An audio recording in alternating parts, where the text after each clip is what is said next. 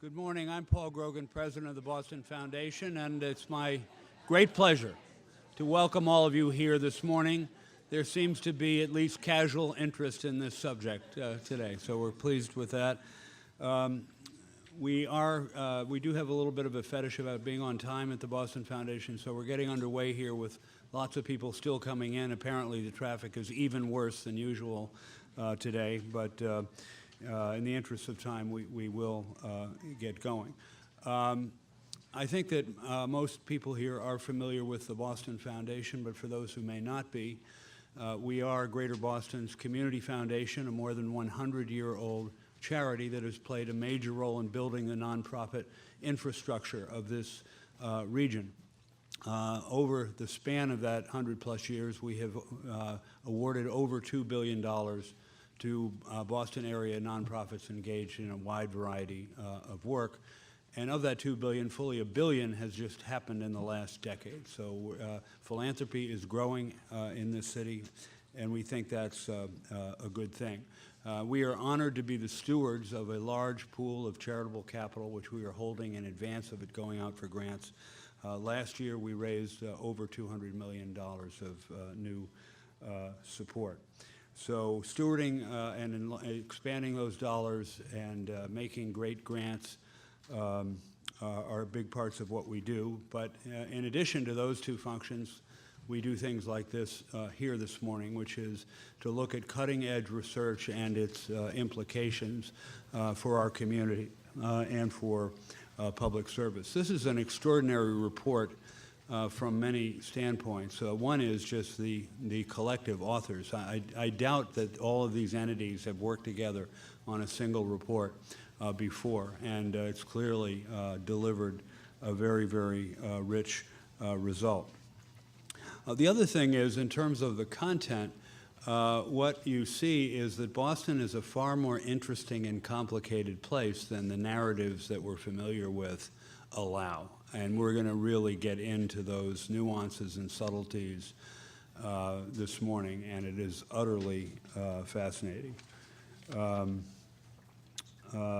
as I said, from the Boston Foundation's point of view, we're going to be very interested in mining the public policy and programmatic implications of this report, and it is loaded with such things, and that's going to be the test, is whether we can come together to understand, to get a fundamentally different picture of what's happening in our region and respond to it in creative and energetic ways.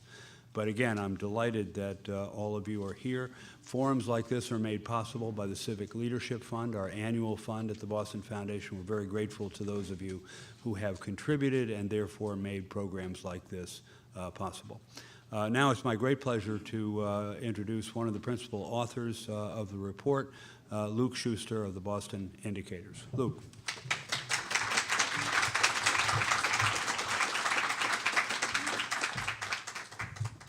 Good morning. I would like to just start by picking up on Paul's note about what a unique research partnership this really was, bringing together Boston Indicators and the Boston Foundation here at the long-standing community foundation in the city of Boston with a team of leading researchers across the UMass system, bringing together folks from our public university system in Massachusetts. In particular, I want to flag the contributions of the heads of the 4 institutes at UMass Boston representing the main communities of color. Without their contributions, this report could not have gone nearly as wide as we've gone. Rather than just focusing on one racial or ethnic group, we have a lot of detail across all of the main racial and ethnic groups. So it's a report that's really broad, but also really deep. We don't just compare across race and ethnicity, but we look at countries of origin. Within the Native American community, we look at different tribal affiliations. So there's just a real richness to this report that none of us could have produced on our own. So thanks to the full team. Let me start by just saying a couple of words about the agenda for the symposium this morning. We're trying to do a lot. First, we'll have a series of kind of rapid-fire mini presentations from all the researchers. And the goal there is to give you a good sense of the most interesting findings from a 70-plus page report. I think those mini presentations will have a good rhythm and make the event feel fresh. Then we'll transition into a panel discussion with the researchers, and that'll have a couple of opportunities for audience engagement. And then we'll transition from there to a second panel with a discussion among public officials from the region. One of the key stories in this report is demographic change outside of the city of Boston, and that'll be a particular opportunity to dive in there. One small programming note, an apology to Lorna Rivera, who was not listed in the agenda of research presentations. Lorna leads the Gastón Institute and is absolutely one of the research presentations we'll hear in a minute. So let me get into just a couple of the sort of key substance points of the report. Let me start by saying across all of the chapters, we made a commitment to analyze how this demographic change is happening across three key dimensions. The first is representation, and this is where some of the most troubling findings in the work really are. There's just far too many ways in which our political, business, and civic institutions lag behind the real diversity on the ground in our communities.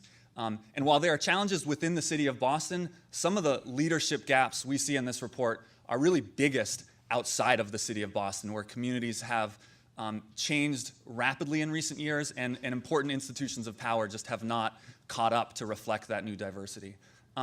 The second key dimension we look at is socioeconomic conditions, and there's just a lot of striking detail around different education levels, variable income levels, home ownership rates, when you break out not just by race, but by country of origin, by whether or not someone's foreign born. So there's a lot of detail in the report on that dimension.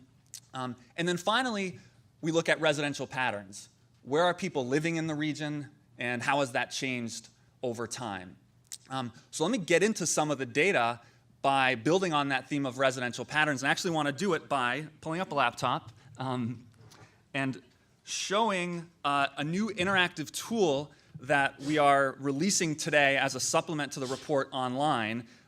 If you click on the screenshot we have here on the projector, if you click on that Explore the Data portion of the website, it will pull up this website, which is an interactive map of the greater Boston region.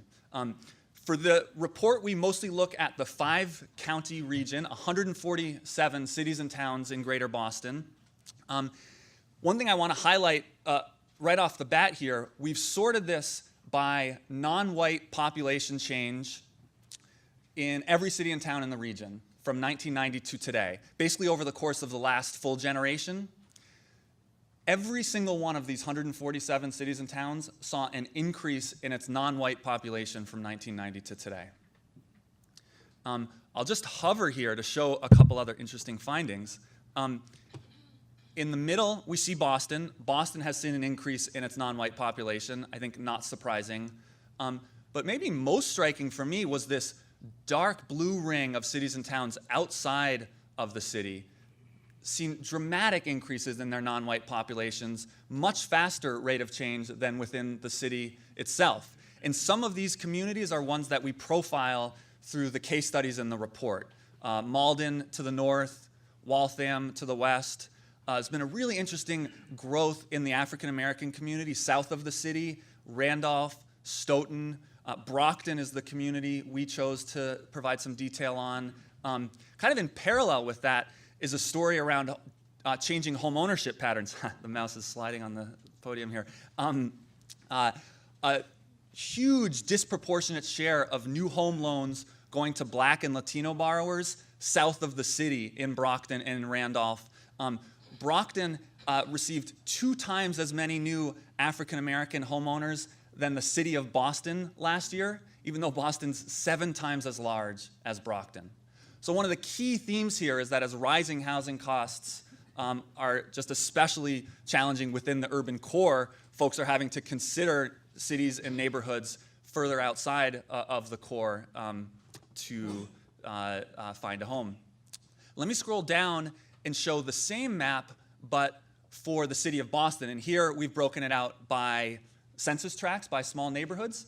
There's actually a different story when you look within the city. You can see the census tracts in different shades of red. Those are places where actually the white population increased. Neighborhoods like Jamaica Plain, Roxbury, the South End have seen some gentrification. The white community in some places displacing longstanding Black and Latino populations. But those increases in the white population in the middle of the city have been more than offset by increases in communities of color to the south. Hyde Park is one of the communities we profile in the report. And then also to the north here, East Boston has seen real growth in the Latino population. Parts of Dorchester, we look at Fields Corner for growth in the Vietnamese community. So some real rich variation within the city of Boston. And I just want to encourage folks when you get back to your office today to check out these tools to see the data for your community, either within the city or in the region. So if we could go back to the presentation, let me end by just showing two final sort of overarching data points, and then I'll pass it to the other researchers. The two maps I just showed, I think, are instructive, but they're pretty crude because we've just bucketed white compared to non-white. One of the real contributions, obviously, of this work is to dive a lot deeper than that. So the next graph I'm going to show you breaks out net population change region-wide, on the left-hand side breaking out by race and ethnicity, and on the right-hand side breaking out by whether or not someone's foreign-born.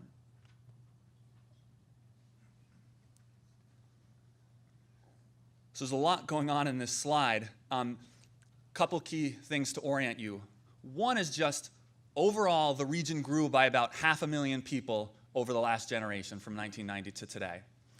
Focusing on the light blue bars, we can see that the white population actually declined by 350,000 people from 1990 to today. That's just been more than offset by increases in the Latino population, Asian American population, African American population, roughly a leveling of the Native American population. We're going to dive deep into most of those groups throughout the morning. I want to say a word about the white changes right now, which is that this seems to be driven by two things. One, white households being more likely to move out of the region or out of state to other parts of the country. And two, long-term shifts in replacement rates in the white population. So we're one of a few states now where white deaths outnumber white births. And so that's a lot of what's behind this change in the white community. On the right-hand side of the graph, we look at the foreign-born population. And again, just really striking data. More than 90% of our net population growth from 1990 to today is from folks who weren't born in the United States. Now, this data is striking. The change has been fast. I want to end by showing one final graph that puts this data on immigration into a much longer historical context. So we're going to look at the share of the city of Boston that's foreign-born today compared all the way back to 1850. So when we look at it in this much longer historical context, I actually think we can think of these changes more as a return to Boston's identity as a city of immigrants. We see this sharp increase from 1970 to today, but at 28%, we're not even at a high water mark for Boston. Back around the turn of the 20th century, when the Boston Foundation was formed, more than a third of the city was foreign-born. Okay, with that, I'd like to pass it to Mark Melnick, who's going to continue the story.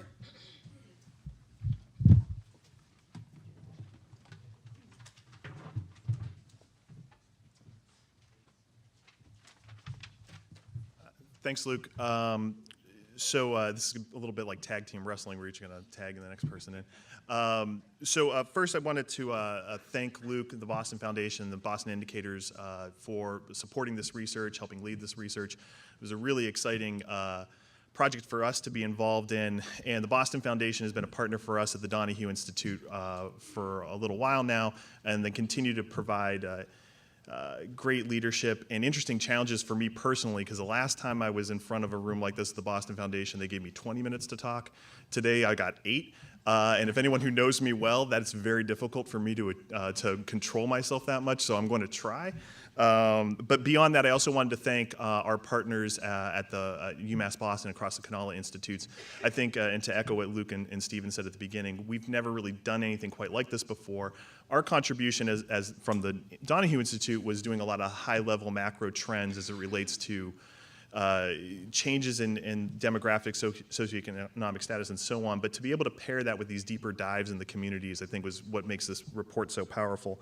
And then lastly, I just want to thank my team at the Donahue Institute who was helpful in this work, most notably Gail Waterhouse, who's here today, as well as a few other of the research analysts who did a lot of the cranking in the background. So with that, let me jump into the parts that I'm to talk about today. So Luke first stole one of my favorite charts ever, which is this long trend line about what's going on in terms of immigration and kind of the makeup of the greater Boston and Boston community over the last 150 years.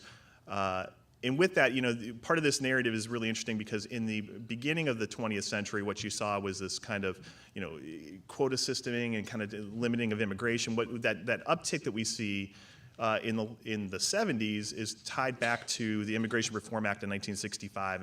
And what ended up happening afterwards is a fundamental shift in who is coming. And that's what we end up seeing as a part of these data going forward. So first, this next graphic, which could be a little hard to read in the room, but what I want to highlight is two different things. On the left side, what we're looking at is within Greater Boston, the top 10 foreign-born communities in 1990. What we see on the right is the top 10 foreign-born communities today. The thing I want to most highlight here is that there are only 3 countries on the right that are on the left also. China, Dominican Republic, and Haiti. Otherwise, the group of countries has completely shifted. So there's 2 things. One, the mix of countries fundamentally different. And we're seeing a lot more folks coming from Latin American countries and Asian countries than we did before. Second is the sheer number. The number of foreign-born Chinese folks living in Greater Boston is 4.5 times the size it was in 1990. Same for the Dominican folks from the Dominican Republic. 3 times larger for folks from Haiti. So we see this fundamental shift just in terms of the makeup of folks, but then also where they're coming from. What that leads to is a fundamental shift in the makeup of our racial composition in Boston and Greater Boston. Boston has had this kind of stereotype of thinking of it as kind of a white city, and there's been a lot of things around racism and charges of racism in Boston's past. But what we've seen really in recent years is a big shift in terms of the makeup of the city. What we see here on the left is the racial distribution in Boston for 1990 in the darker blue, and then 2017 in the aqua blue. In 1990, 60% of the city was white. Today, it's about 44%. And for this crowd, and I imagine most of the folks who are here have been tracking these kinds of data and trends for a while. In 2000, there was a lot of attention received for Boston becoming what was labeled at the time a majority-minority city. I think now we're calling majority people of color. We see this shift. And where does it change? Well, the African-American population in the city stays pretty constant over time. But the big shift occurs with the growth of the Latino and Asian community and ties back again to the graphic I just showed about where foreign-born folks are coming from. We also see this shift in Greater Boston. If you look at 1990, about 87% of the city is white. Today, it's about 68%. Where did the shifts occur? Again, with the Latino and Asian communities, but also with African American. And what I think this highlights here is the spreading diversity around the region overall, and we'll highlight that a little bit in the next slide, but also maybe touches on some of the issues of displacement and folks moving into communities outside of the city's borders. So in terms of residential patterns, we have 2 maps. There's a lot of pretty maps in the report. We like maps at the Donahue Institute, and so do our friends at the Boston Foundation, so it's great. But on the left, what we see is each municipality in Massachusetts and the percent of the population that is people of color. And on the right, we see that same map today. What I want to highlight here is just how much darker the map is on the right in terms of municipalities around the region having a higher concentration of folks that are non-white than it was the case in 1990. An interesting point of fact for Massachusetts, in 1990, we did not have a single majority people of color city in the state. Today, we have 12. 9 of those 12 are in Greater Boston.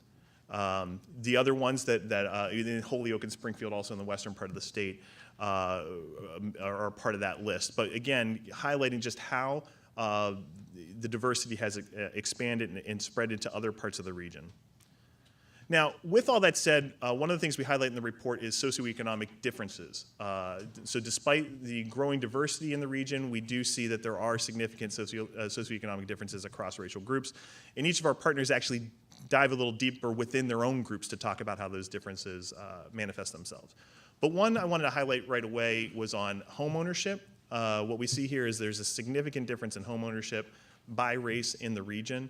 There's been a general uptick across all racial groups, but for the most part, white households are much more likely to own their homes than other racial groups. Part of this is obviously tied to, and the Boston Foundation has done some work on this already in the past, of issues of wealth and the ability to buy a home.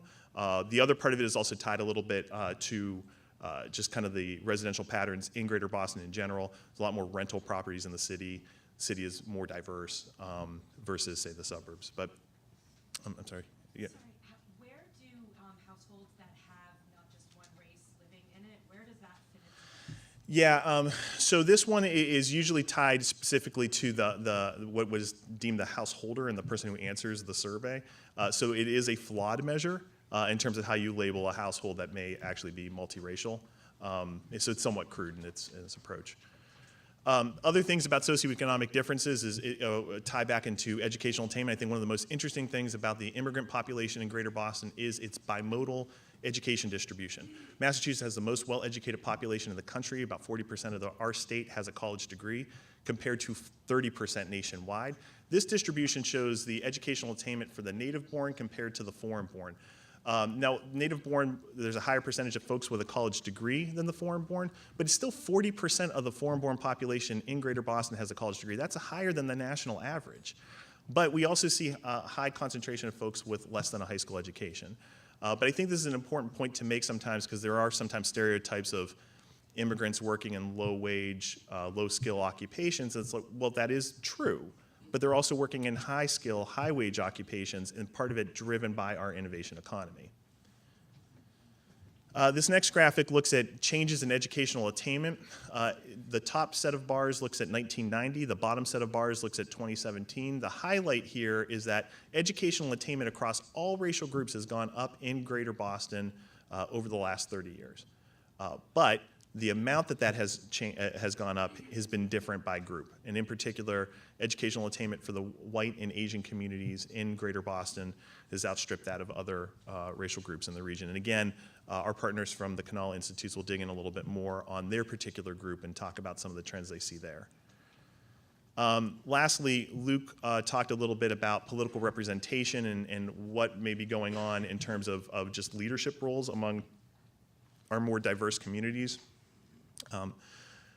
What we did to kind of measure, and again, the Canala folks go a little deeper into this in their own communities, but what we did from a data perspective was something that was somewhat crude, and we looked at ACS data and the makeup of the population relative to the makeup of the workforce in particular occupations. And those particular occupations were CEOs and elected officials. And what we find here is that there's a higher concentration of whites in those particular leadership roles.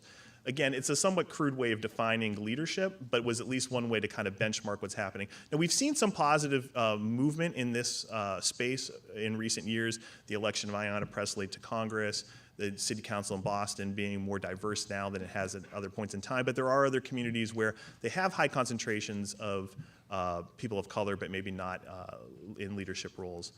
And then lastly we have a graphic on the percent of a school district but for a particular racial group and the percentage of the teachers of that race. There's been a lot of attention in that in Boston of, here's a school district where 86% of the students are of color, but we have a minority of the teachers are actually of color.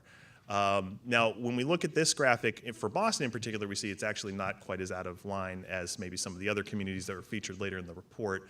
But this does speak to a little bit about and a lot of research has spoken to the importance of like kind of modeling and mentoring of teachers for kids who are of similar background as them. So with that, I'm going to stop my part of the show. There's a lot of graphics and data that was left out, but there's beautiful reports that I know has more data in it. And I'm going to turn over to Paul Watanabe to talk more about the Asian American community.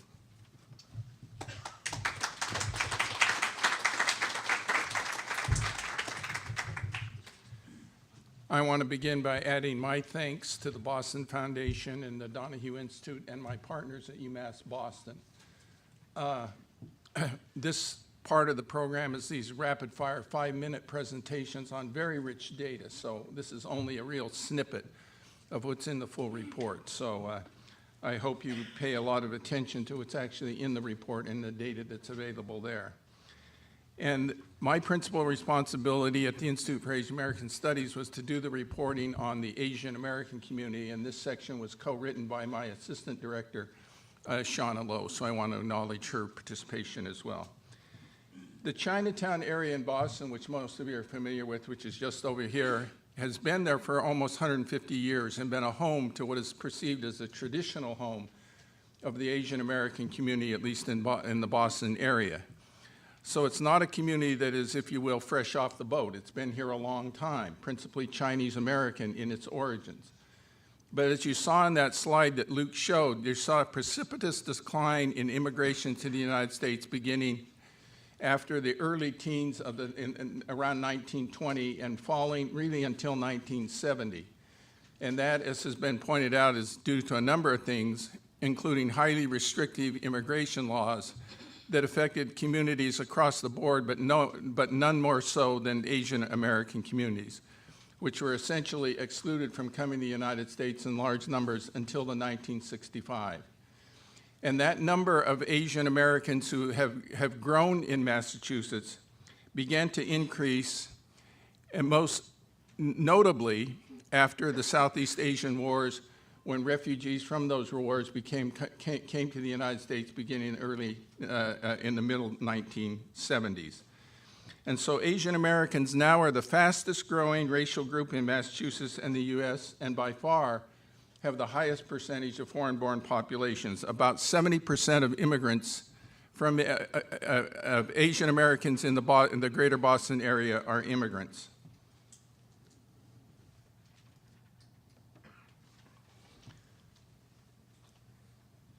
While Boston has the largest number of Asian Americans, there are now 16 cities and towns in Massachusetts with 4,000 or more Asian Americans as residents within those cities.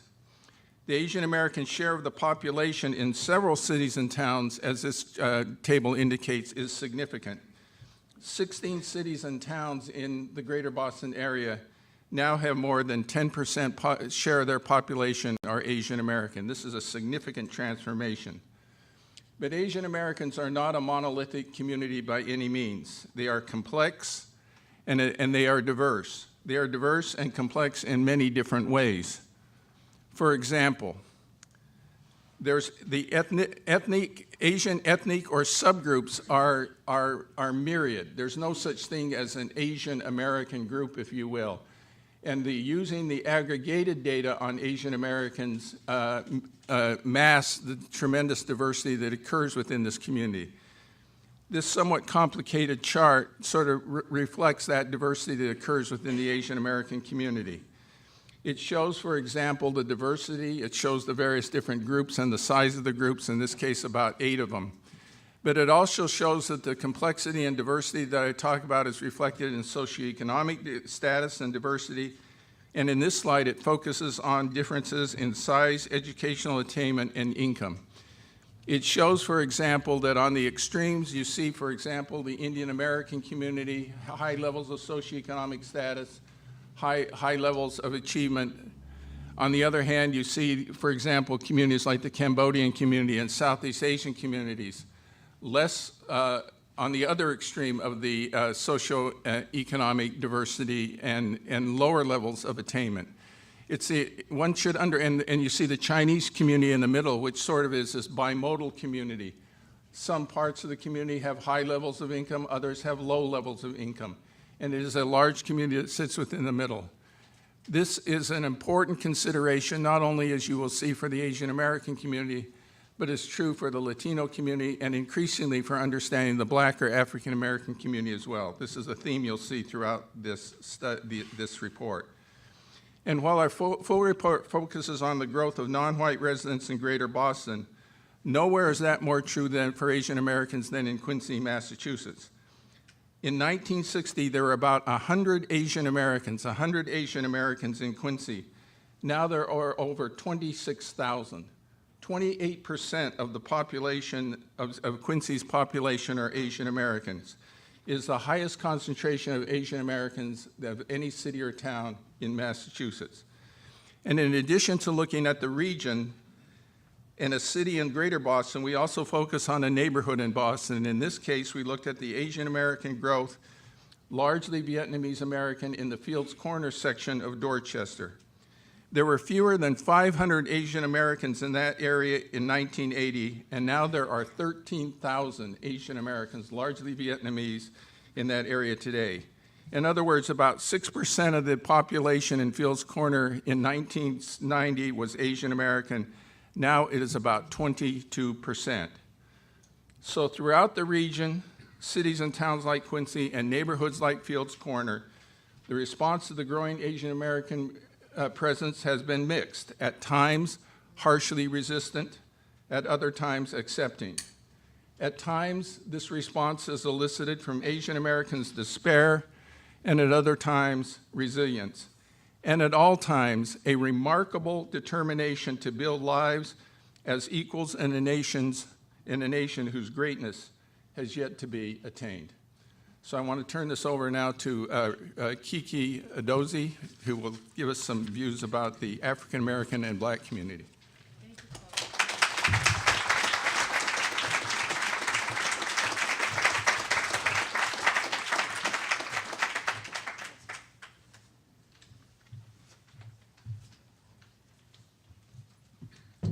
Good morning, everyone.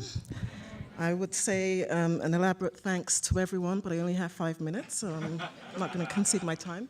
I'm Kiki Edozie, and I am actually representing the Trotter Institute, and I co-authored this piece with Barbara Lewis, who couldn't make it today with us. I'm a faculty with the McCormick Graduate School at UMass Boston, and I collaborated with Paul and colleagues, with Luke on this piece. So I'm going to start with, not with the slides, but with a story. And this is a story about Liz Miranda, whom you know. She self-describes as a Cape Verdean who grew up on Dudley Street in Boston, in the neighborhood of Roxbury. And she was elected to the Massachusetts State House from the 5th Suffolk District just in 2018. This is what she had to say about the changing demographics and continuing inequality of the African American community in the communities that we looked at, Roxbury and Brockton. As we see gentrification happen in our community, she said, which is traumatic, as you see the 20% unemployment rate in the Suffolk district, you see a 36% poverty rate. I'm a woman born and raised in the community. I went to Wesley and came back. That's the first time that I realized that things were different between towns and cities. So this is a story, in many senses, it's a snapshot of the findings, key findings of the Roxbury and Brockton African-American communities that we looked at. 3 points: growth of Black diversity and changing Black identities, from historic Black identities to Cape Verde, Haitian identities. Also, how has this change been experienced? We're looking at sustained challenges in educational attainment, income disparity, wealth access, as Liz Miranda speaks about, gentrification is a problem. But we also find that despite the, flagrant, really, disparity in political representation, there is a lot of vibrancy in local and community movements fostering change, as Liz Miranda's example shows. So let's just look at some key demographics. What are the key demographic changes between 1990 and 2017? Boston's black population, basically historic black population that arrived through the Great Migration, has stayed the same, sort of. But there has been a growth in the black population outside of Boston, in Greater Boston, and especially in Brockton. The black population in Roxbury, which is clearly the heartland of the black community, has declined actually from 79% in 1990 to 52% in 2016. But the share of the foreign black-born population in Greater Boston has almost doubled between 1990 and 2017. In 1990, Brockton's share of blacks was 12%, and yet in 2016, its share is 40%. And the top 5 countries, as you can see on the chart, in terms of blacks in Brockton, is Haiti, Cape Verde, Jamaica, Nigeria, and Kenya. The share of African foreign black population in Roxbury is significantly higher. It's 26% now, with 12% Cape Verdes and 10% Haitians and 6% Jamaicans. And the share of the black-born population in Brockton is a whopping 43%, with a significantly dominant Cape Verde population at 37% and a Haitian population at 27%. So these are significant changes which will have significant impact. So how have these changes been experienced? What are their impacts? And we find that there are challenges and opportunities and mixed results.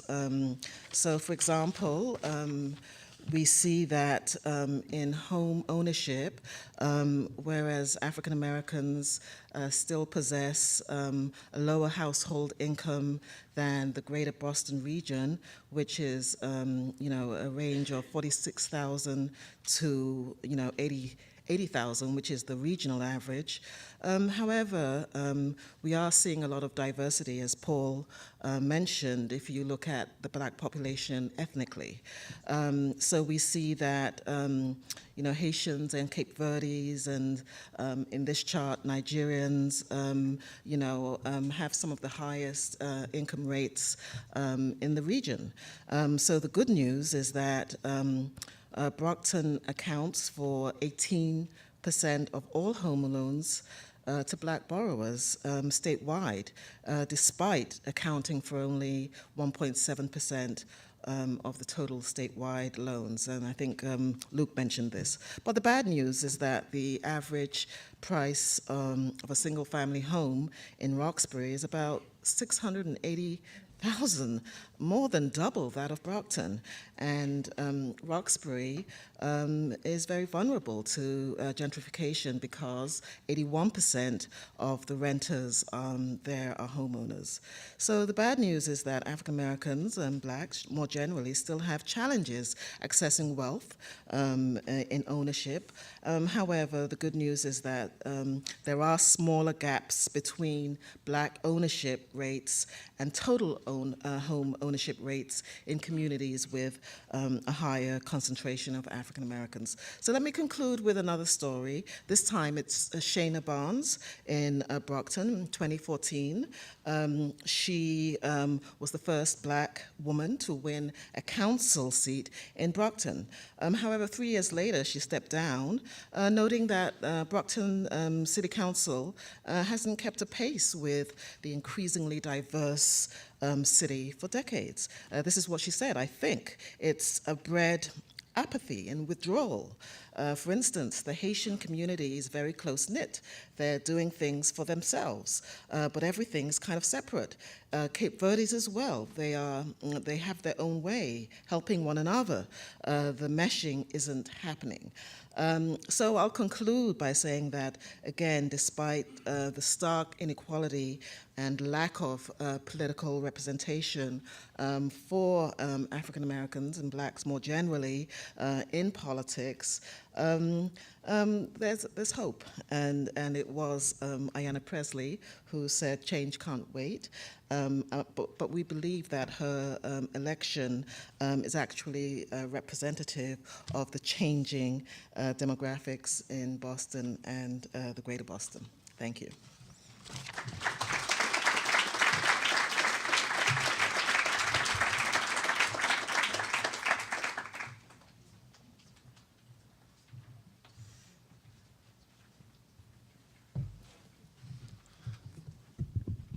Thank you. Again, I'm delighted to be here. I'm Cedric Woods, Director, Institute for New England Native American Studies. And as you'll probably pick up as I talk, I'm not originally from here. I am Lumbee from North Carolina. But before I get started, as an Indigenous person, it's important for me to acknowledge on whose territory we stand now. And here in the city of Boston's traditional homeland of the Massachusetts people. And we will also certainly be talking about, as part of my presentation, the traditional homelands of Wampanoag peoples as well. And my title, of course, like everything in the report, is very intentional. New homecomings and ongoing displacements. Before I wade into it, I do want to set something of a frame for the two areas we're looking at. We're looking at Metro Boston in relation to Native American, American Indian population, and we're also looking at the town of Aquinnah on Martha's Vineyard. Massachusetts homelands, Wampanoag homelands. And those stories of both places are very much set and bracketed by policy. Intentional choices made by Massachusetts Bay colonies, Plymouth colonies, and later the Commonwealth of Massachusetts.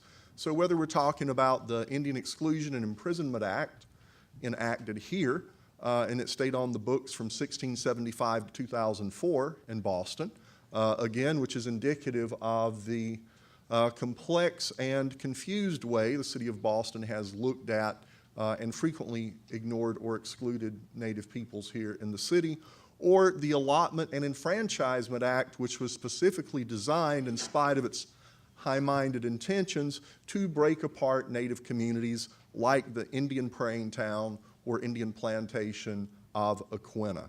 Both of those things directly impact what we're looking at here today when we're talking about Native peoples, either in Metro Boston or in the town of Aquinnah.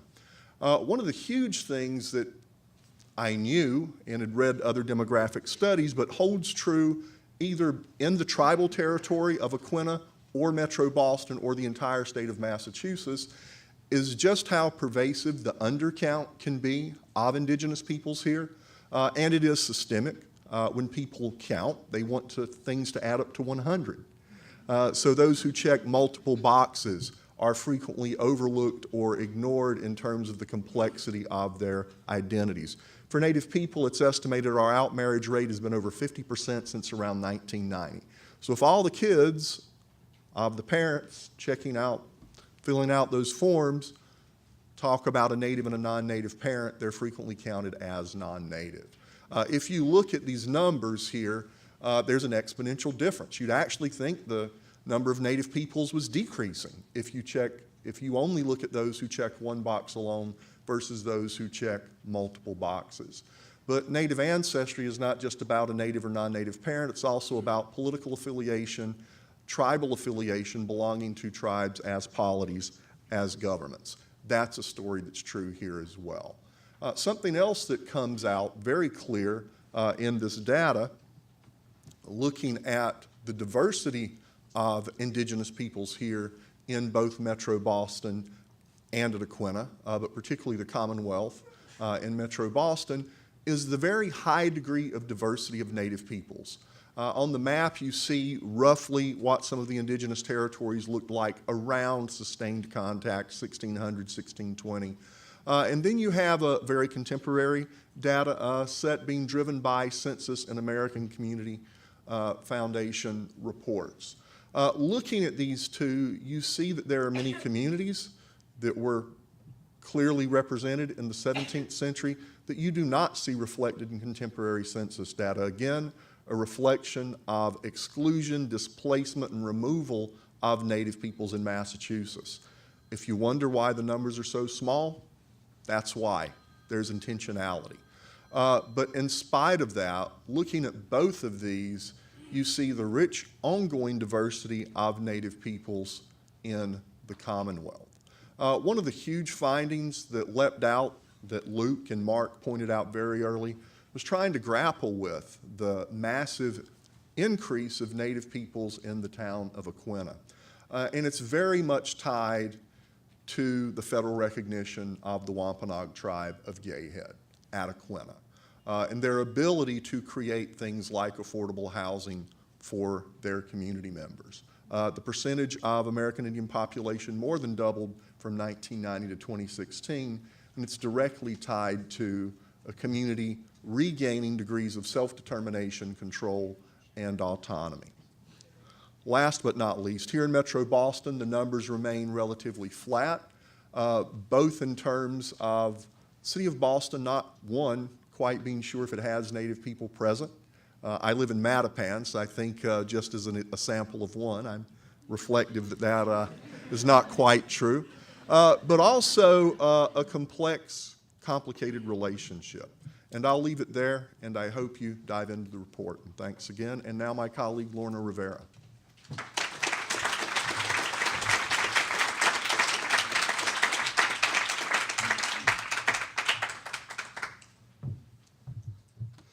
Buenos dias. Hello, everybody. Good morning. I'm Lorna Rivera. I'm the director of the Gastón Institute for Latino Community Development and Public Policy. I'm also a professor of Latino Studies, and I'm really pleased to, again, have this opportunity to highlight a little bit from the chapter that we did about Latinos in Waltham and actually Guatemalans in Waltham and Colombianos in East Boston. So just wanted to start by saying that really the main takeaway I hope that folks will get from our research contribution is that the Latino community in Massachusetts is really characterized by two important trends, both dramatic growth, population growth overall, and then increasing intra-Latino diversity in terms of country of origin, ethnicity, culture, and languages. We speak more than just Spanish. Between 1980 and 2017, the state's Latino community, the Latino population increased by 475%. With many of these new Latino immigrants moving to Greater Boston as a result of the violence, repression, and poor socioeconomic conditions they are facing in their home countries. So I'm just gonna show you a slide here that again, Latinos in Massachusetts, they do hail from a wide range of countries in the Americas. Obviously, Puerto Ricans are the biggest population, but we're really seeing, again, Dominicans, Salvadoreños, Guatemalans as being the top four groups. With this surge, though, in new arrivals from Central and South America, again, have come changes in the overall makeup of the area's Latino population. So again, thinking here that back in, before the mid-1980s, Latinos in the state were primarily from Puerto Rico, Cuba, and the Dominican Republic. But in the mid-1980s, which is also when the Gastón Institute was founded to really dive deeper into the data, right, and looking at what these subgroups, what their experiences and needs are. So we have Again, since between this period, 1980s, 1990s, Massachusetts experiencing a significant influx of immigrants and refugees from El Salvador, Guatemala, Honduras, and Colombia. And then again, it's important to note, as we see in the media today, the crisis at our southern border, how this has really been, connected to the history, right, of United States intervention in these countries where, our intervention, our military interventions contributed to civil wars that led to economic devastation in these countries. And to this day, right, we're seeing that, this is why we're seeing this continued migration from people seeking asylum in the United States from these countries. So as of 2017, there were over 811,000 Latinos living in Massachusetts, again, different origins from South America, Central America, North America, and the Caribbean. And recent research that the Gastón Institute released last month shows that our state's Latino population will grow to over 1 million by 2030. By then, comprising nearly 15% of the statewide population. So Latino subgroups, and it's showing, again, a similar slide that you've seen for the other communities.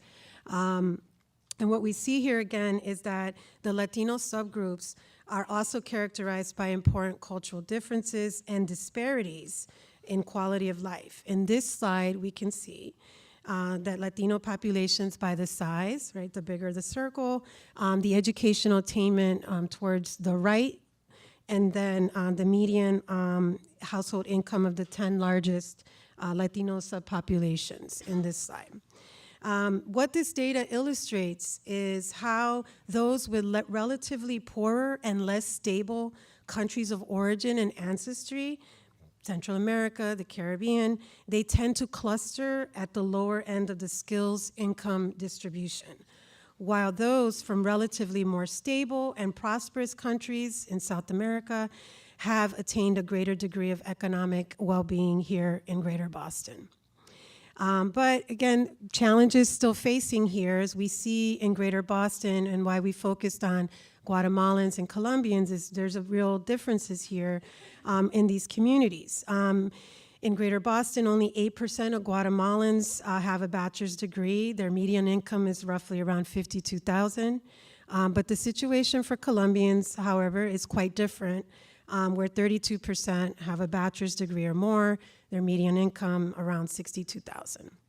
In the Gastón's chapter, we focus on two communities where Latino population growth has been especially rapid.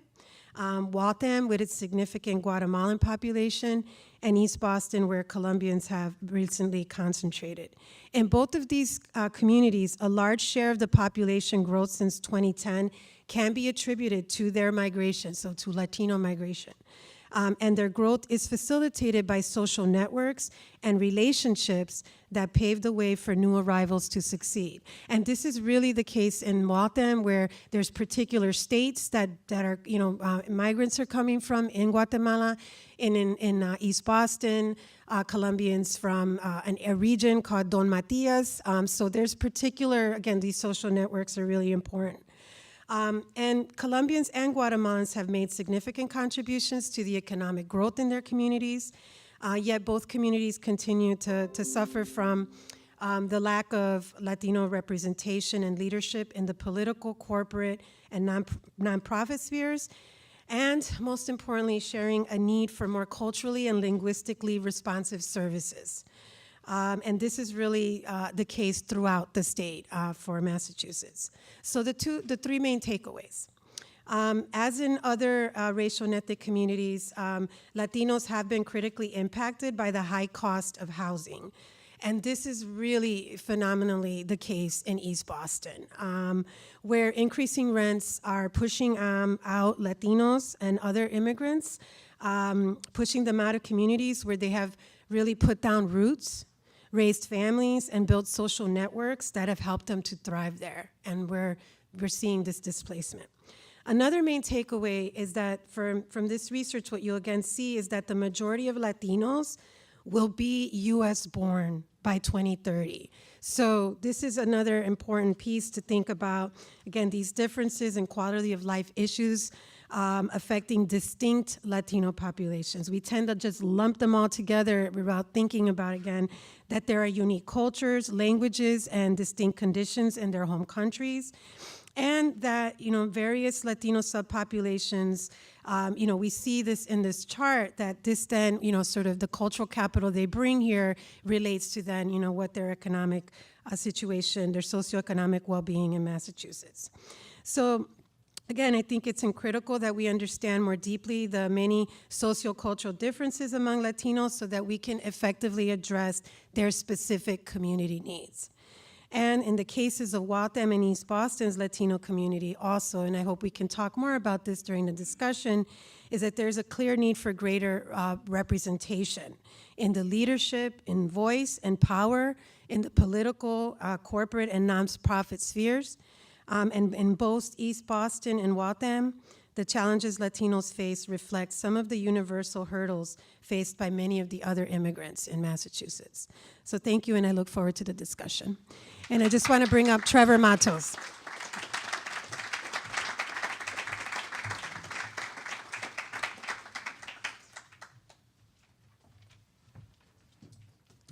Well, hello everybody, and welcome to this, your last of these 7 presentations. I'd like to think that we saved the best for last, but I will let you all be the judge of that. So my name is Trevor Meadows, and I'm here representing Boston Indicators and the work that we did on newly diverse communities throughout Greater Boston. So we've seen the way that the Asian American community has transformed the city of Quincy, and we've seen the way that the Latino community has transformed the city of Waltham. But there are also places that have been rapidly transformed by growth across all major ethnic and racial communities. And so 2 key examples of this emerged in the data that we decided to focus on for our case studies. The city of Malden, just north of Boston, and the Boston neighborhood of Hyde Park. In 1990, Malden was 88% white.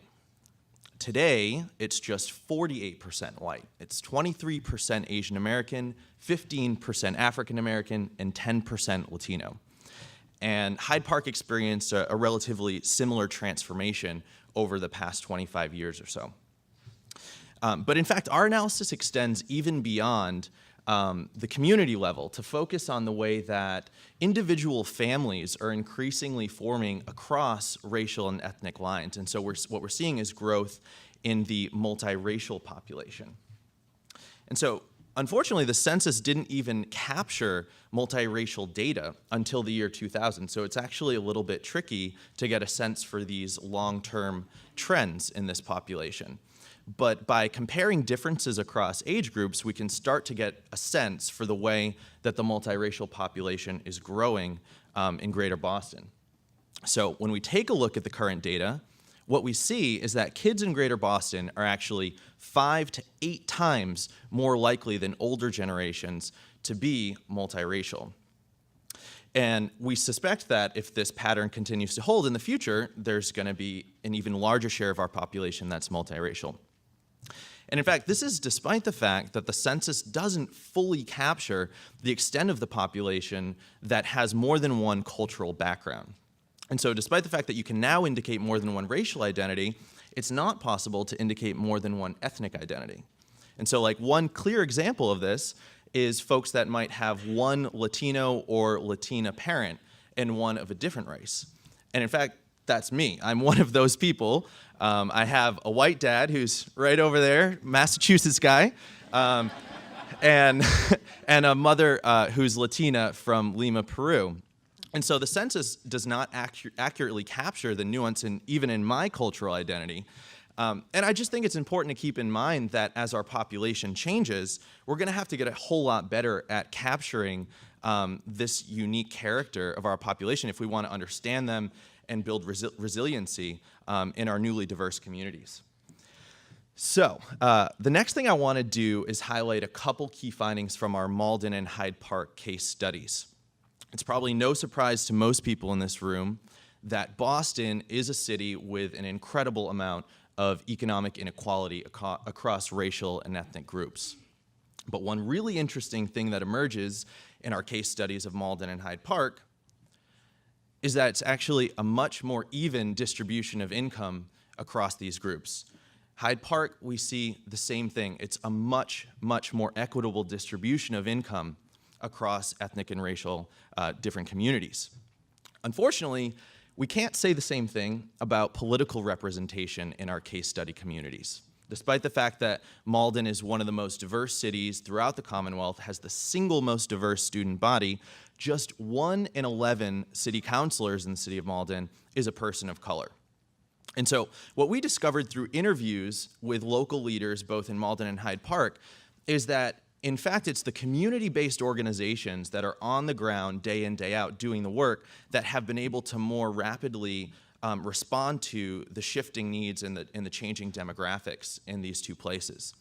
And this isn't to say that the local political leadership is entirely disconnected from their rapidly shifting constituencies, but rather just that there's a whole lot more room for growth if we want to build more inclusive and equitable communities. So thank you very much. I'm going to bring up Luke Schuster and get on to the next segment.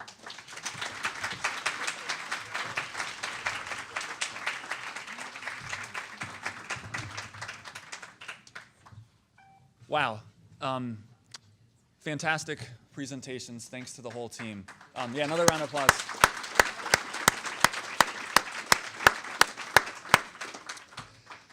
All right, so I'd love to invite the researchers onto the stage so we can engage in conversation with this rich data.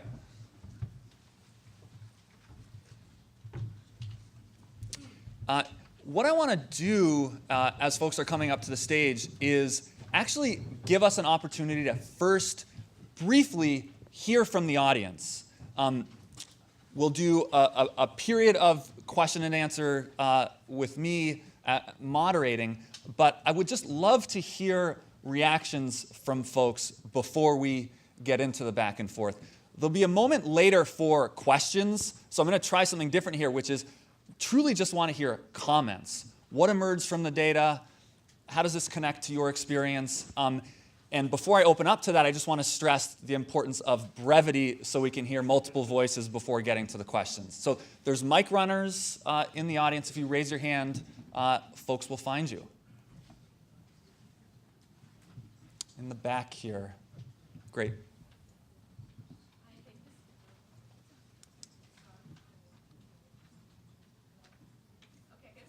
Here, if you don't mind just pausing, we're live streaming, so if we get the mic working, folks online will be able to hear it.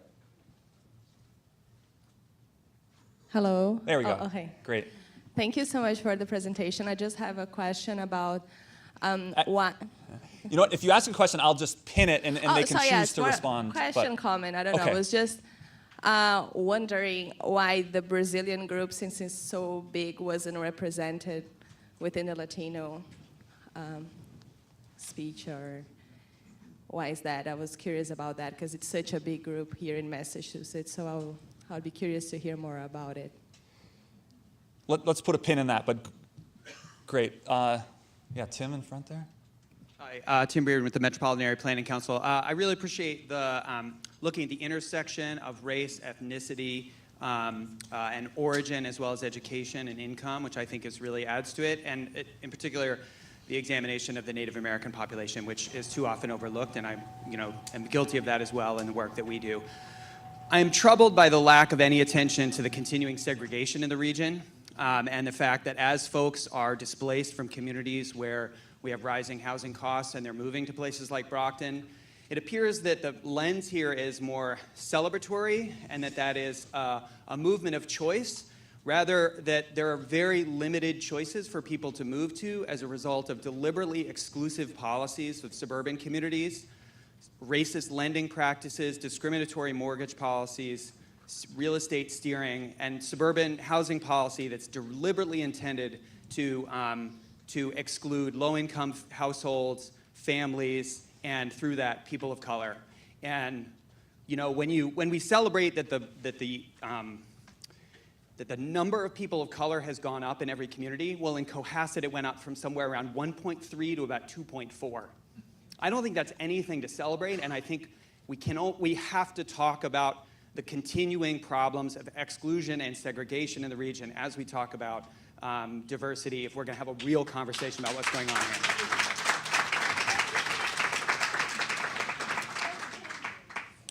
I saw a hand on the end early. Good morning. Andy Tarsi. Thanks for this incredible group of organizations and to the foundation for bringing it together. I don't want to be negative about a report that I haven't read. I'm incredibly grateful for the data, and so my response is only to the presentation so far. Speaking cautiously again as a white male, but feeling obligated to say this, I think somewhat like the Boston Globe's Spotlight series on race from December of 2017, the truths that this is pointing out are extremely well known to people of color, and it's being slightly, the tone of the way it's being presented is as if it's news to everyone. I think this is actually news to white power alleys in Boston, and it's describing a reality that people of color have been experiencing for a very long time. And I think we need to get sharper at looking forward and not sort of looking rearview mirror when we talk about these trends. I don't think, again, cautiously, because it's not my personal lived experience, I don't think people of color have been experiencing this as a white city. That's a white story. People of color have been experiencing it as a white city when they encounter barriers or when they try to get above a certain level of what is here to be offered. But when they live in the quotidian and sometimes quite wonderful, but sometimes quite deprived lives of neighborhoods, it's not a white city at all. And it hasn't been for quite a long time. Let's take maybe two more. A woman in the front here. I saw you in the third row had your hand first, I think. Hi, good morning. My name is Jamila Gordon from the Boston Public Health Commission. I just wanted to say, well, a couple things. So Paul, I think you kind of started the conversation. Rita, you kind of continued it. So language, which is really important to communication and how we have dialogues with each other. Black and African American are not mutually exclusive, and I really appreciate that you kind of went into Black as the umbrella term, African American under that, showing actual diversities within that as well. And so I noticed most of the speakers kind of mentioned African American, non-white, and white, you know, as you kind of showed in the data, is not the majority in a lot of the cities and a lot of the places that you're looking at. And there are many Caribbean Americans who are here, many Caribbean immigrants at that. So yeah, just that idea between Black and just cautioning against using African American to really describe every Black person in Boston is really important. So just thank you for doing that. One more woman right in front there. Thank you. My name is Khadija. I'm from the International Catholic Migration Commission. I just want to piggyback off of what this gentleman said over here, and thank you for your comment. And also, thank you for recognizing your privilege. I appreciate that.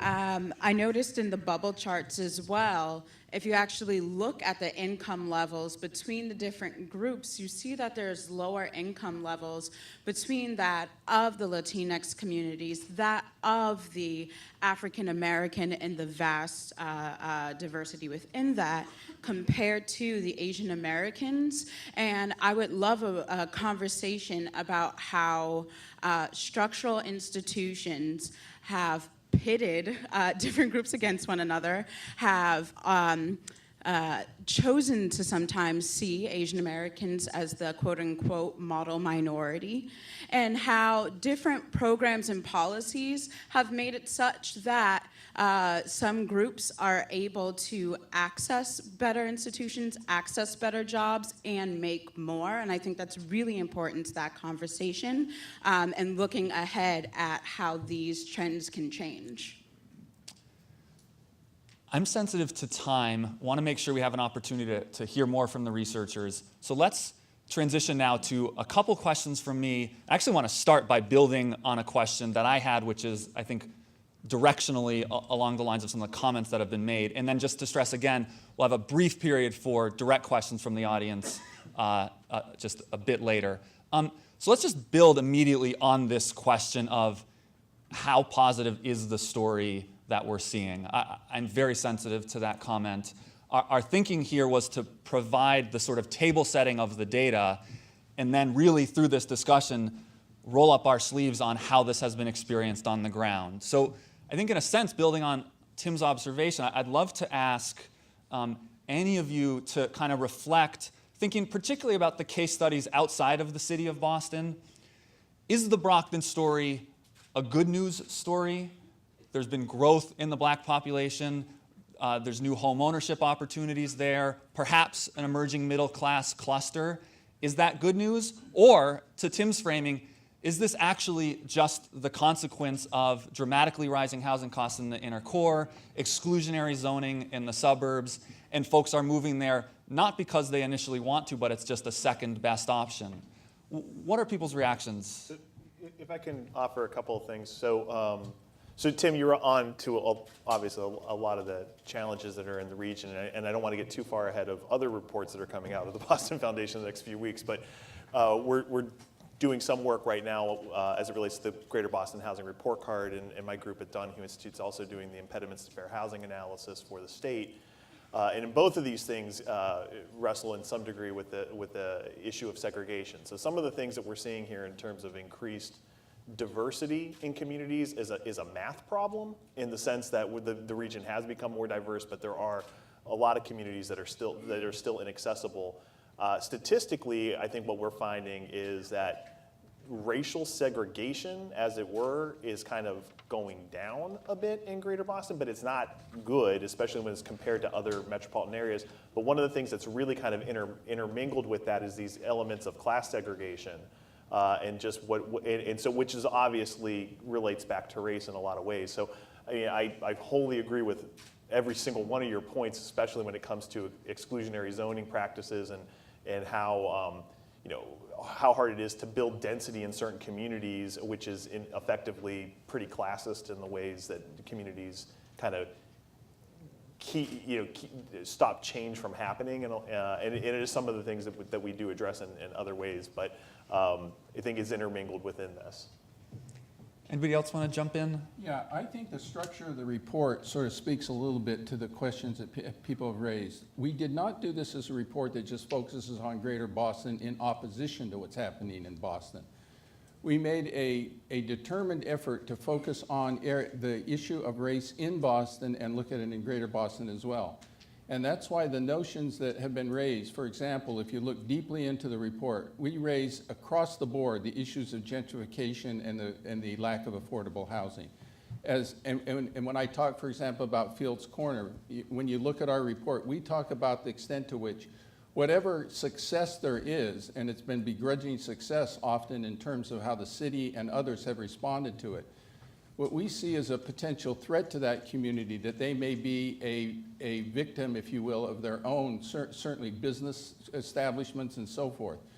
I mean, in another report we did, we talked about a way in which in Fields Corner, a Vietnamese American entrepreneur opened up for the first time a pharmacy, a local pharmacy in the Fields Corner section. And we just wondered how long it was going to be before the big boxes, the CVS's and Walgreens came in, and it happened. And we worry about those sorts of things, so we talk about those aspects as well. But let me just say, in general, we do celebrate, if you will, the people who have moved to Brockton, the people who have moved to Quincy and so forth, because there's another narrative about them, that they're invaders, that they're changing our communities for the worse, and so forth. And I have no problem talking about the decisions that they made and so forth. Now, the extent to which they're forced out and forced to seek these options, I think we're cognizant of that as well. But there's a narrative out there, and the narrative that we're trying to at least give some sense to is that this growing diversity is a negative thing, that it's something to be protected against, to protect our communities against it. And I have no problem arguing that it's something that I think in general we should embrace. Just to speak to the question from a perspective of the lived experience, I think the response to your question and to your rephrasing of the question, Luke, is that we do both, right? And that's the reality. And so, of course, growth in changing demographics, especially for blacks in Brockton, is a good thing. And I don't think it's 2%. In Brockton alone, it's about 40%. That's significant. We don't celebrate. We try to understand where it's coming from. We look at the voices of the people who are experiencing the change, and we get mixed results. But certainly the African American report speaks about the complexity. And so we look at stories like Naomi Cordova, who was a Roxbury resident, earning $90,000 a year in Roxbury, but she couldn't buy a home in Roxbury, and she was forced to buy in Brockton. And she didn't want to live in Brockton. And so we show those connections, the gentrification, the displacement. And so I think we do both. I don't want everyone to feel an obligation to respond to every question, but anybody else want to jump on this, or should I? Let me pivot. Paul, I want to come back to you. One of the very earliest conversations we had about the idea of this project involved you talking about the efforts of the 4 institutes at UMass Boston to increasingly work together for common cause. I just would love to hear your thoughts about how that work's going, both at UMass, but more broadly in our region. How do you think organizing has gone to promote greater common cause around some of these shared challenges of gentrification, rising housing costs, underrepresentation in important institutions of power? Well, let me again echo a comment that we heard from the audience. As you know, UMass Boston has for many years had this capacity. It's a unique capacity, really, of 4 freestanding racial and ethnic institutes that focus on the predominant communities of color in the nation and in the area. And we're so pleased to add to that, and I think as it's been pointed out, for me, the addition of focus on our Native American brothers and sisters has been a real significant addition to it. It's really affected this report and our own thinking, and I think that to the extent that we can partner with things like the Boston Foundation and people in this audience and other foundations, I think it's important.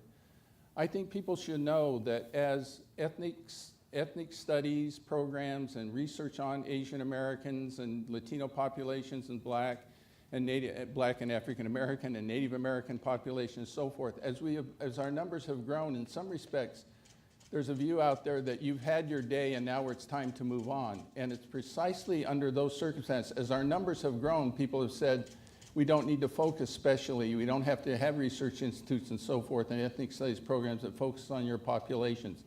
I think that's exactly wrong, and this is one of the pressures that we're finding, frankly, at the University of Massachusetts Boston.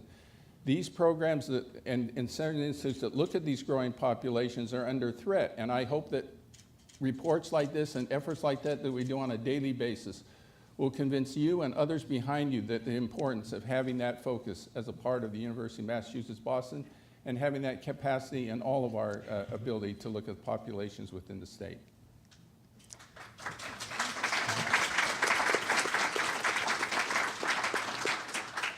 I think I saw Lorna. Were you wanting to chime in? Yeah, sure. Just to speak to your question about how often our communities are pitted against each other, that this, there's this pie and we have to fight for the crumbs. I think more than ever, having collaborations and solidarity across our communities is needed more than ever. So I just again want to thank my partners here because this is such a dangerous political climate. And I think that as well in our city, we tend to think just in terms of black and white. And so the invisibility of other groups like Latinos who can be both black and white, which is another piece that I appreciate in terms of the data, is really also looking at Black Hispanics and the disparities that they experience more so than white Hispanics, right? And so really going deep there is to then look across, right, sort of power and privilege and oppression that we all face. And so we need to work more closely together more than ever before. I guess I will chime in here as well. One of the intersections that was really interesting for me to look at, and as was shown in one of the census table, is the increasing number of indigenous peoples from the Americas from Guatemala, from Honduras, from El Salvador. Many of these people, their indigenous language are their mother tongues. So they're Latino in terms of geography, but whose roots are very closely tied to my own peoples. I mean, we got corn, beans, and squash from them originally, and there was no border. And so those things are also important in understanding these intersections between our various communities. And how, again, the way data works is you want everything to equal 100. Sometimes it's 100 plus. There's a story about Crispus Attucks and Paul Cuffey, but rarely are their native mothers part of those narratives or stories. Let me ask one more question, and then we'll open it up to questions from the audience to try and buy back a little bit of time for the second panel. Let's come back to this theme and question of representation. One thing I think I read as a theme across the chapters that you wrote is that in broad strokes, it appears like civic, nonprofit organizations on the ground have responded faster to serve the needs and interests of newly diverse communities in a way that the sort of upper echelons of elected leadership, business leadership has changed. So I guess the question is two parts. One, does that accurately reflect the read from the case studies you've done? And two, to the extent it's true, what can we do in particular on the sort of business and political representation front to ensure that those institutions reflect who's actually living here in a much more authentic way? I think I can offer a comment on that with respect to the case study that we did on the city of Malden, where I think I kind of came out swinging there and calling out the city council as being just having just one person of color, which is the case, and certainly community-based organizations like the Mystic Valley Opportunity Center or the Chinese Culture Connection have done a great deal of work to support and increase solidarity within the community. But actually a nice little bright spot in the city of Malden that we can throw a little bit of credit in the direction of city government is that the mayor's office actually coordinates a monthly interfaith association. And so as the city of Malden has become, in fact, even more of a destination for immigrants than the city of Boston, where Boston's just about 30% foreign-born, Malden is 43% foreign-born, incredible destination, incredible diversity from all around the world. The mayor's office has reached out and worked with a variety of different faith leaders across different segments of the population to bridge those divides and bring people together. And I think that is a really nice model and something that other places could take something from. I can't really answer your policy question, which is what to be done with the business and wealth creation community. But I can speak to the fact that in Roxbury and Brockton, especially, there is a vibrant, civic movement, around, speaking to Black immigrant concerns. However, what I've also found is that that's not enough. It's just not enough. The blatant, lack of political and economic and quite frankly, cultural representation in leadership in business and politics is a big grievance, and it has to change. And so the question of how it's going to change, I think, is something that we really want to think about in doing phase 2. What are the policy solutions to these issues? Can I beat a drum that I've been beating for a couple decades now? With the Black population, Black African American population in the area, now 28%, I think, foreign-born. This is a significant transformation. With the Latino population, 41% foreign-born, and the Asian American population, 69% foreign-born. To me, a significant way, and one of the ways, and it's a complicated question you ask, if we gave immigrants the right to vote it would have a significant transformation. Just think about the transformation that that would have on the cities and towns, on all of these 147 that we talked about, that are largely, many of them largely defined by immigrants of color. If we gave them the right to vote, it would have a significant impact on the cities and towns and the governments that are closest to them.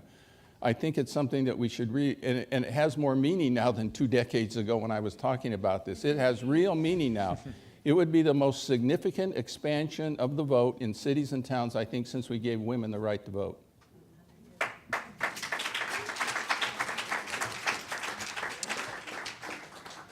Lorna? Yeah, so I just, again, wanted to touch base on this issue of political power in our communities. And what we found, like in places like Waltham, and I see Elvis back there, that, there is a lot of grassroots and more, not, sort of institutionalized, organizations that do that advocacy work, but leaders of businesses and, sort of volunteer, really oriented. There's a quote I just want to share real quick that, I asked one of the interviewees about, well, why Colombians, which there are large numbers in East Boston, why haven't there been Colombians running for office? And she says, I cannot speak for everyone, but coming from Colombia, I feel change comes from people. We cannot wait for people in power to change anything, and that was so true when I lived in Colombia, where there is so much corruption and power is concentrated in wealthy families. Why bother trying to run for office when we can make a change in our school or something like that? Change always comes from the bottom and not the top. Maybe other people, when they come here, feel the same way. And so I think that sentiment, like, we really need to think about that. Like, how can we transfer or translate like that power at the way people think about it, their perceptions of it, the access, and certainly what Dr. Watanabe just said is like, wow, if we had, resident voting, that would really transform these power relations. Okay, I'm conscious of time. Want to make sure we end at 11 and don't shortchange the next panel. So here's what I'd like to do. Let's open to questions.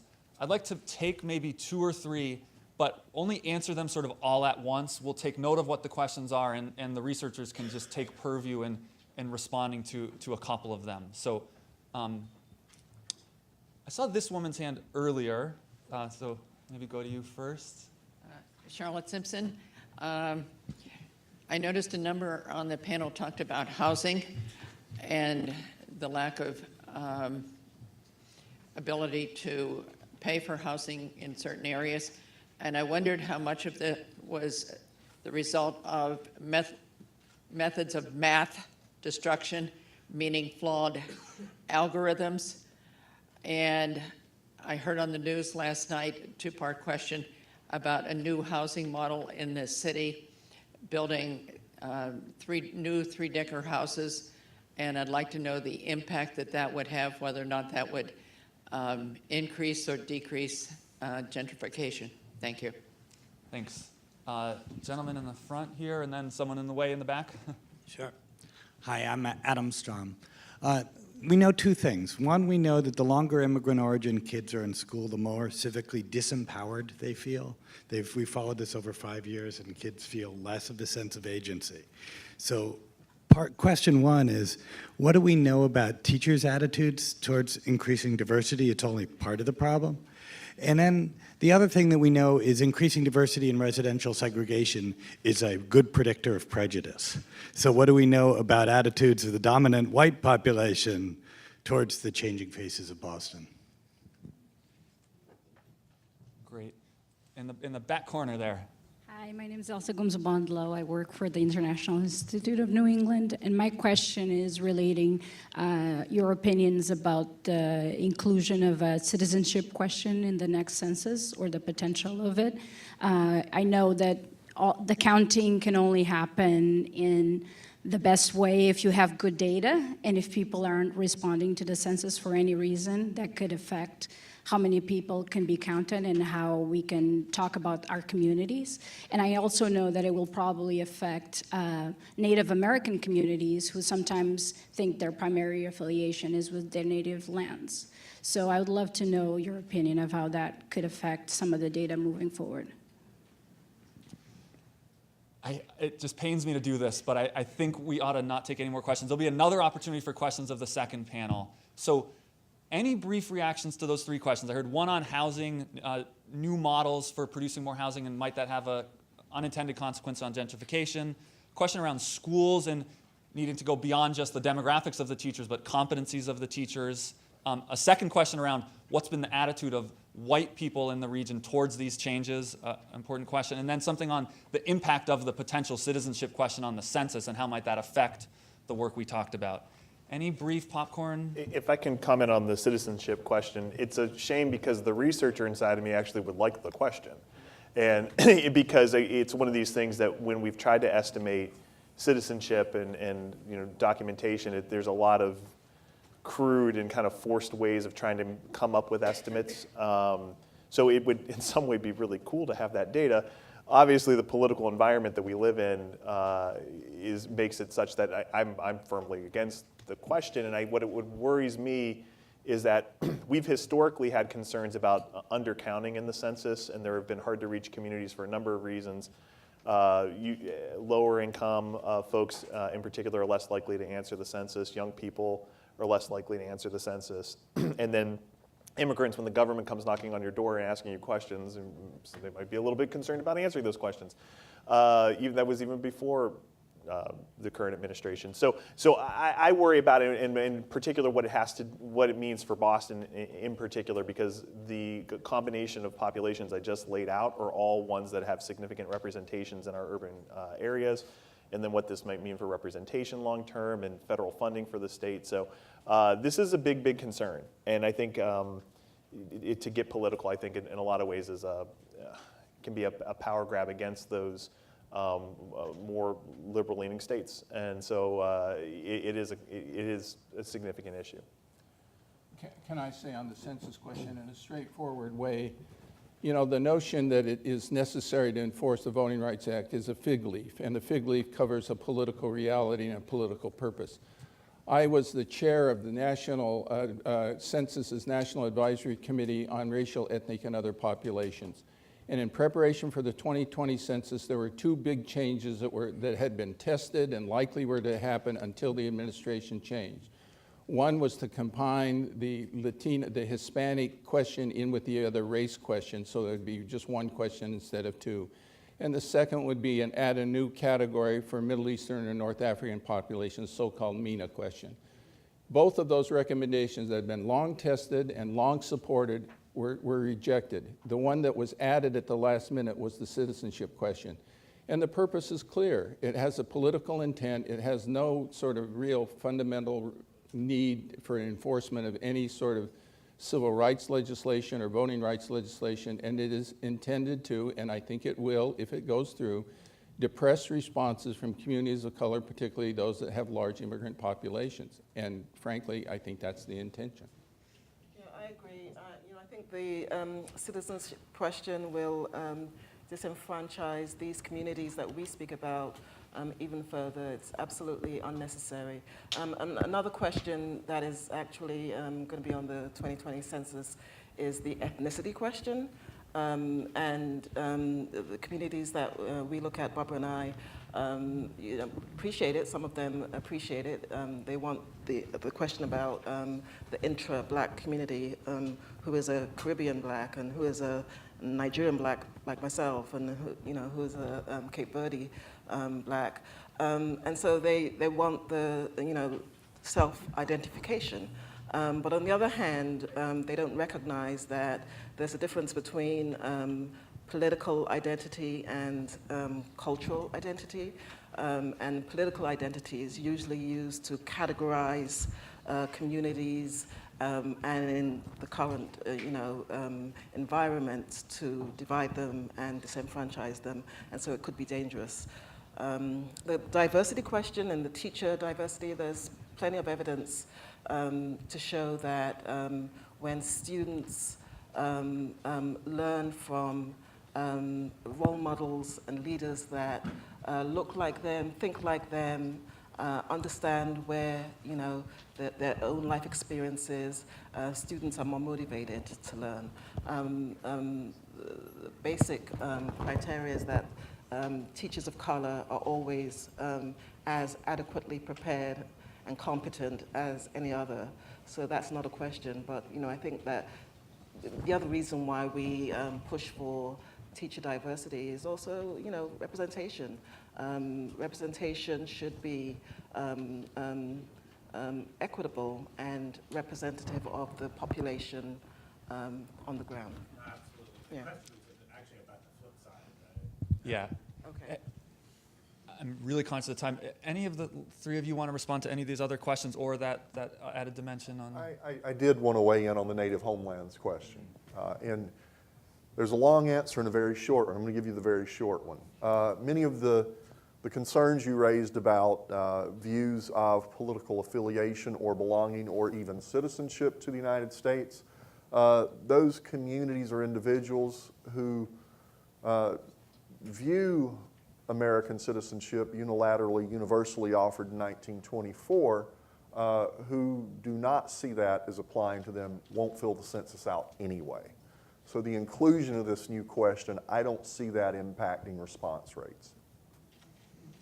Yeah, and I just wanted to point out that the Gastón Institute, we're working with the city of Chelsea on a campaign to promote participation, but that, you know, is also perhaps, because this is community-driven, the strategy could be to not answer that particular question if it is included in the census, and really thinking about, again, what the implications and consequences are for not participating. Like you as an individual, like here's a dollar amount, I'm just making this up, like $5,000, your participation is worth $5,000 in terms of federal funding to your schools or to your, you know, fire and police departments. They really trying to figure out like a campaign that will make, you know, will really increase that participation.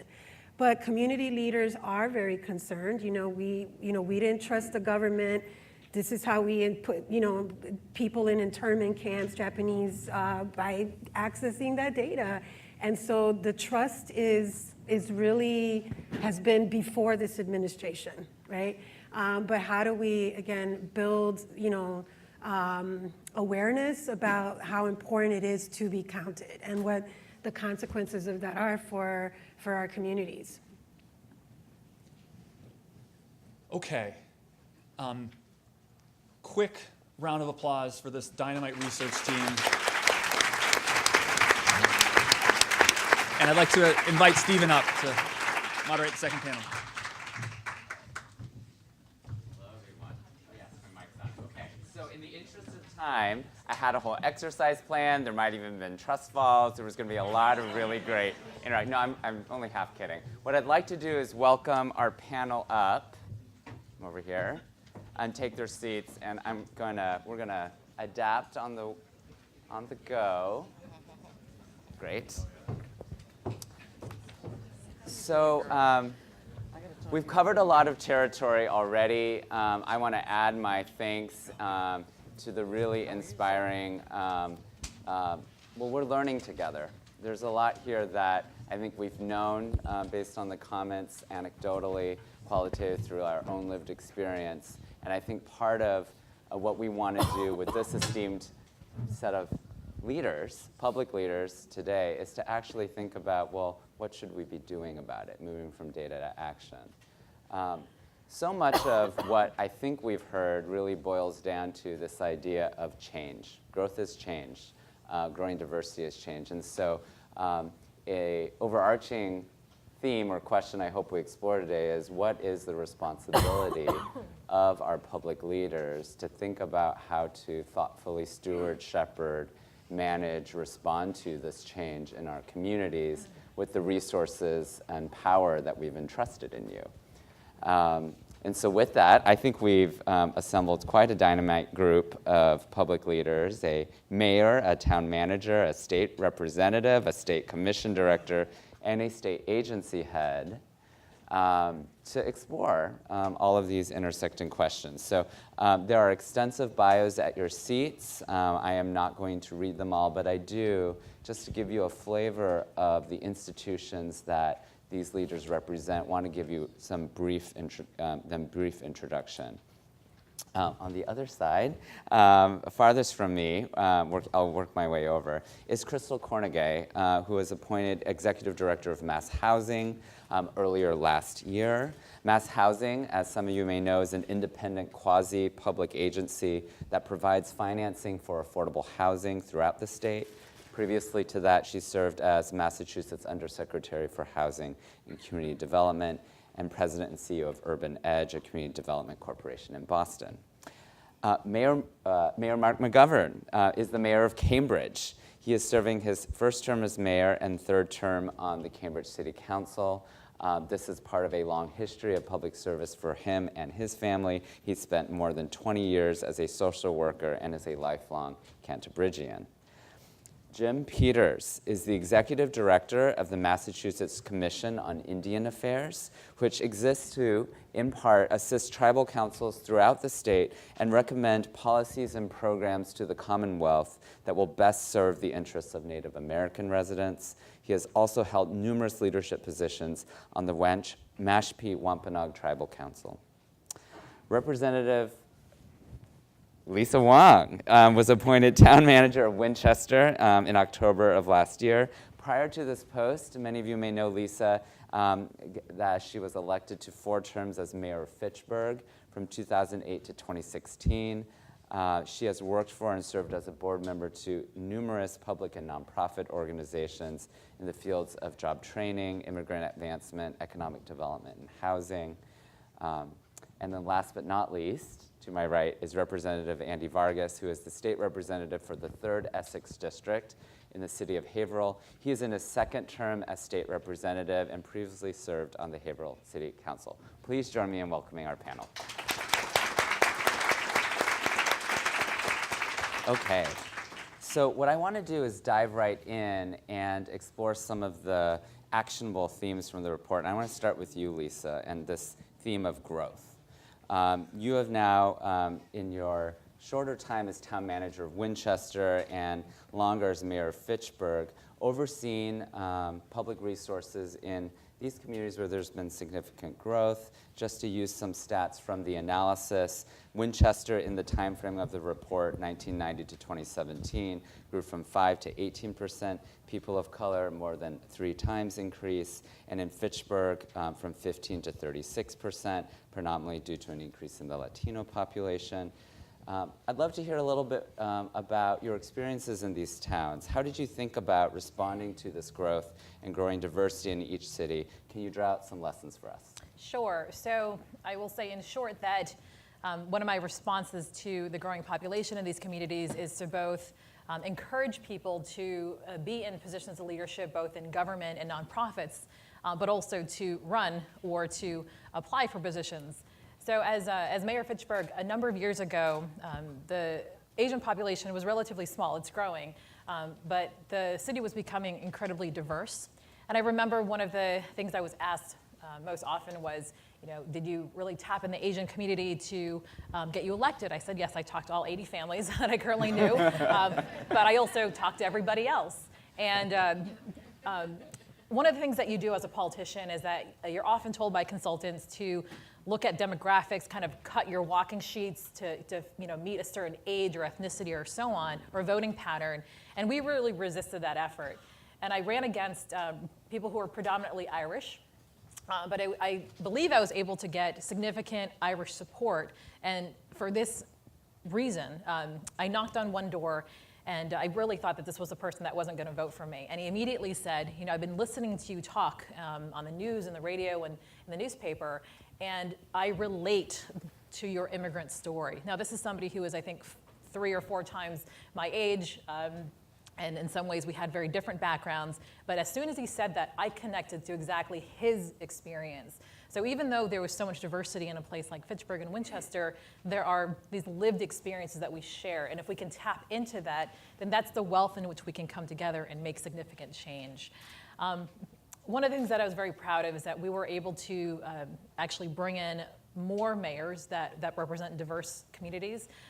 But as a town manager, one of the things I noted is that there are over 300 towns with town administrators or managers, and there are only about 44 mayors. So there's significantly more town managers. And I believe I might be the first Asian American town manager. There's very little diversity in terms of age, gender, and ethnicity. So it is a field in which we need to change, and I'm looking to encourage more people to enter that, because when you're talking about a partner in addressing the changes of our growing demographics, then you're looking at municipal leadership in terms of town management, town administrators, as well as mayors.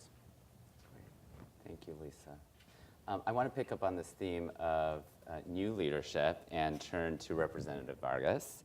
I want to bring in your perspective from Haverhill. So you were elected city councilor in Haverhill at age 22, and now at 25, you're elected to your second term as state representative for your community. As you've shared with me and is on your and you share with your with the public, your family immigrated to U.S. from the Dominican Republic, and when we see the stats that were shared earlier, this is a very large portion of the burgeoning Latino community, not only in Haverhill but in the region. And incidentally, your lifespan roughly hews to the life of the report. So very curious to hear how you've been experiencing the last 25 years. Yeah. The report's pretty accurate. Yeah, good. But one of the major takeaways that we should be thinking about from the report is, in fact, that the diversity of our, in particular, political leadership still lags that of our population. But here you are, representing the vanguard of this shift in power. So I'd really love for you to, please share a little bit about your story, but what are some of the challenges and opportunities that you've faced at the State House and in your district as you represent this new diversity, being part of this new leadership? Sure. So I'm happy to share a little bit of my story, as brief as possible.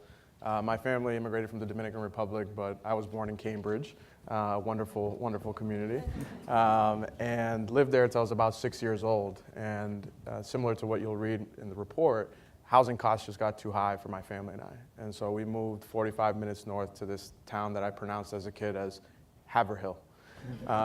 And I'll never forget, as a young person, as a kid, pressing my cheeks against the glass of the car on the way up on I-93 and 495, crying because I was leaving the city.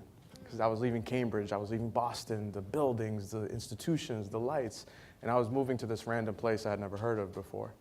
And so for the longest time, my mission as a young person in Haverhill growing up was, how do I get back to the city?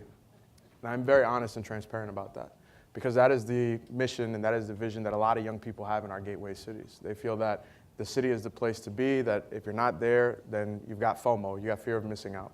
And that your talents, your creativity, your vision can only come to light if you come to a big city. And so I went to Boston University, double majored in political science and international relations, did a whole bunch of internships, Beacon Hill, the U.S. Embassy in Madrid, was doing the big city thing.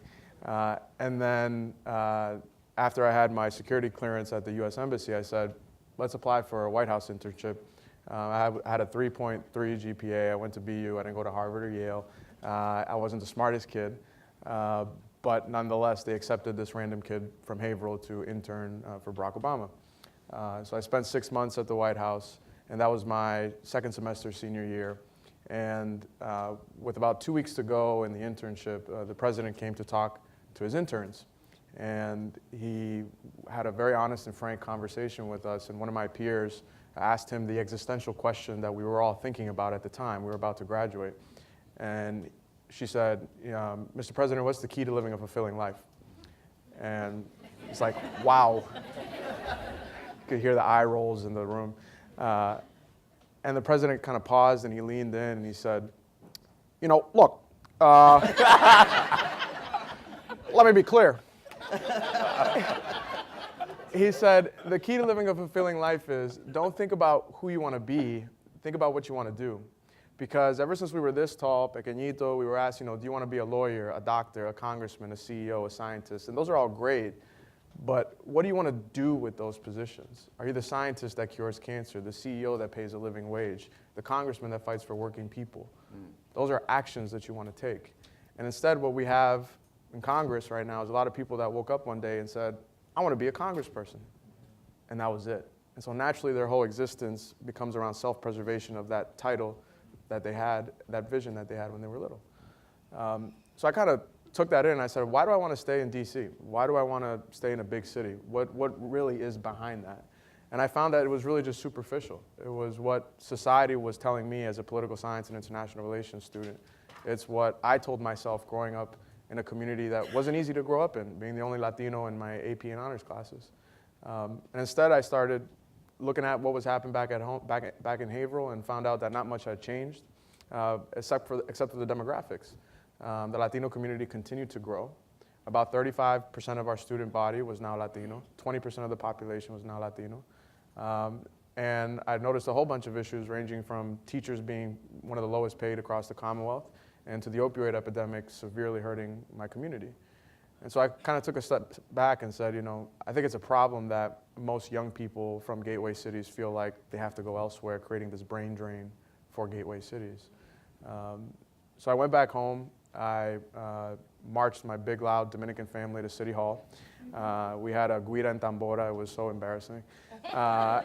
And like the city clerk was like, is this the Dominican Day Parade in here or something? And we were just pulling out nomination papers at that point. And I decided to run for city council. The average age on the city council was 61.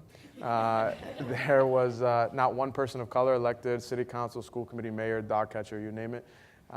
And decided to run and was knocking around town, and very similar to what Lisa just shared, a lot of people said, is the Latino vote going to be key to getting you into office? And yes, we're looking to double the Latino turnout. It was only 5% in the previous municipal election, but we got to talk to everybody, right?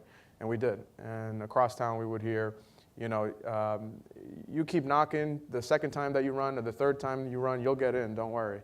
But we won the first time around. We knocked on thousands of doors, and I became the city's first Latino elected official. So I'll stop there and shut up. But I think there's a couple of trends that you can see through that story. But one of the main takeaways I would say is we have to think about how to encourage young people to see gateway cities as a place where they can grow their talents, start their business, and keep their creative side at home instead of bringing it somewhere else. Thank you. If we have time, I'm going to go back and probe you about some of the challenges and opportunities on this theme of leadership. I'm going to switch gears a little bit, and I want to take it over to Jim. In a story, I think that is mostly told about growth, particularly from in-migration or immigration, it's very compelling and was a lesson to me to think about growth just in terms of the visibility of the data and how we see ourselves and allow people to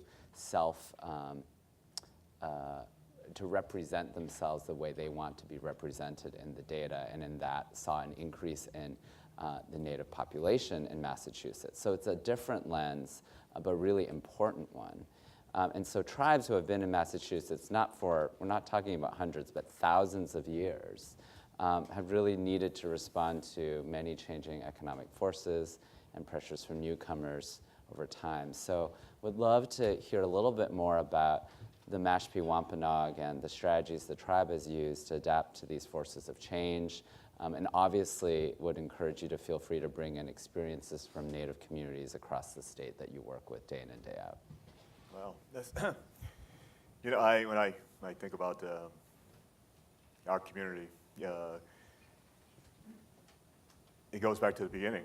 Now, we don't have time to have that kind of discussion, but we became as you know, the United States is based on Christian right of discovery, and we were not Christian, so we weren't human in their eyes. So we were a product of praying towns and went through that indoctrination. And we found ourselves in our community on Cape Cod, and we were by ourselves for most of the time. And we found ourselves trying to exist as we always did in that territory. And as the colonies began to expand, the encroachment became, something that was very difficult for us to deal with. It was interesting meeting people who had a very different way of life, or looking at the way of life. We're communal people. We lived with the land. We only took what we needed. And to have somebody come here who was looking for personal property, making money, exploiting the resources and so forth, it was very different for us to think about how do you deal with that. It was happening all around us, but we maintained our position, in our territory. The Quinners did the same thing. So as the resources exhausted themselves, they came looking at ours and started trying to take our resources as well. And we found ourselves battling and so forth with them. But every 50 years or so, we would find ourselves fighting back. In the beginning, we found ourselves, after 50 years, when the Pilgrims first came here, the Massasoit, in response to a devastating disease that took 90% of our population, found themselves in a very awkward situation, so that he couldn't protect the nation. So he made a treaty, the first treaty in this land with the Pilgrims, in order to have mutual aid. They were very nervous about being here in the United States. It wasn't the United States at that time, but very, very uncomfortable being in the wilderness. So from that point, he made that treaty, and for 50 years he upheld that treaty. And it was very difficult because the colonies were expanding very, very much, and being very arrogant about that. So after the Massasoit passed, his sons eventually couldn't take that relationship anymore of dealing with the colonies, asserting themselves. And the King Philip's War was initiated, which was the bloodiest war on this land, to date, per capita. And as a result of that, we lost the war, and the reaction or the retaliation against us was very tremendous, and we found ourselves being less and less able to live the lifestyle that we did. And so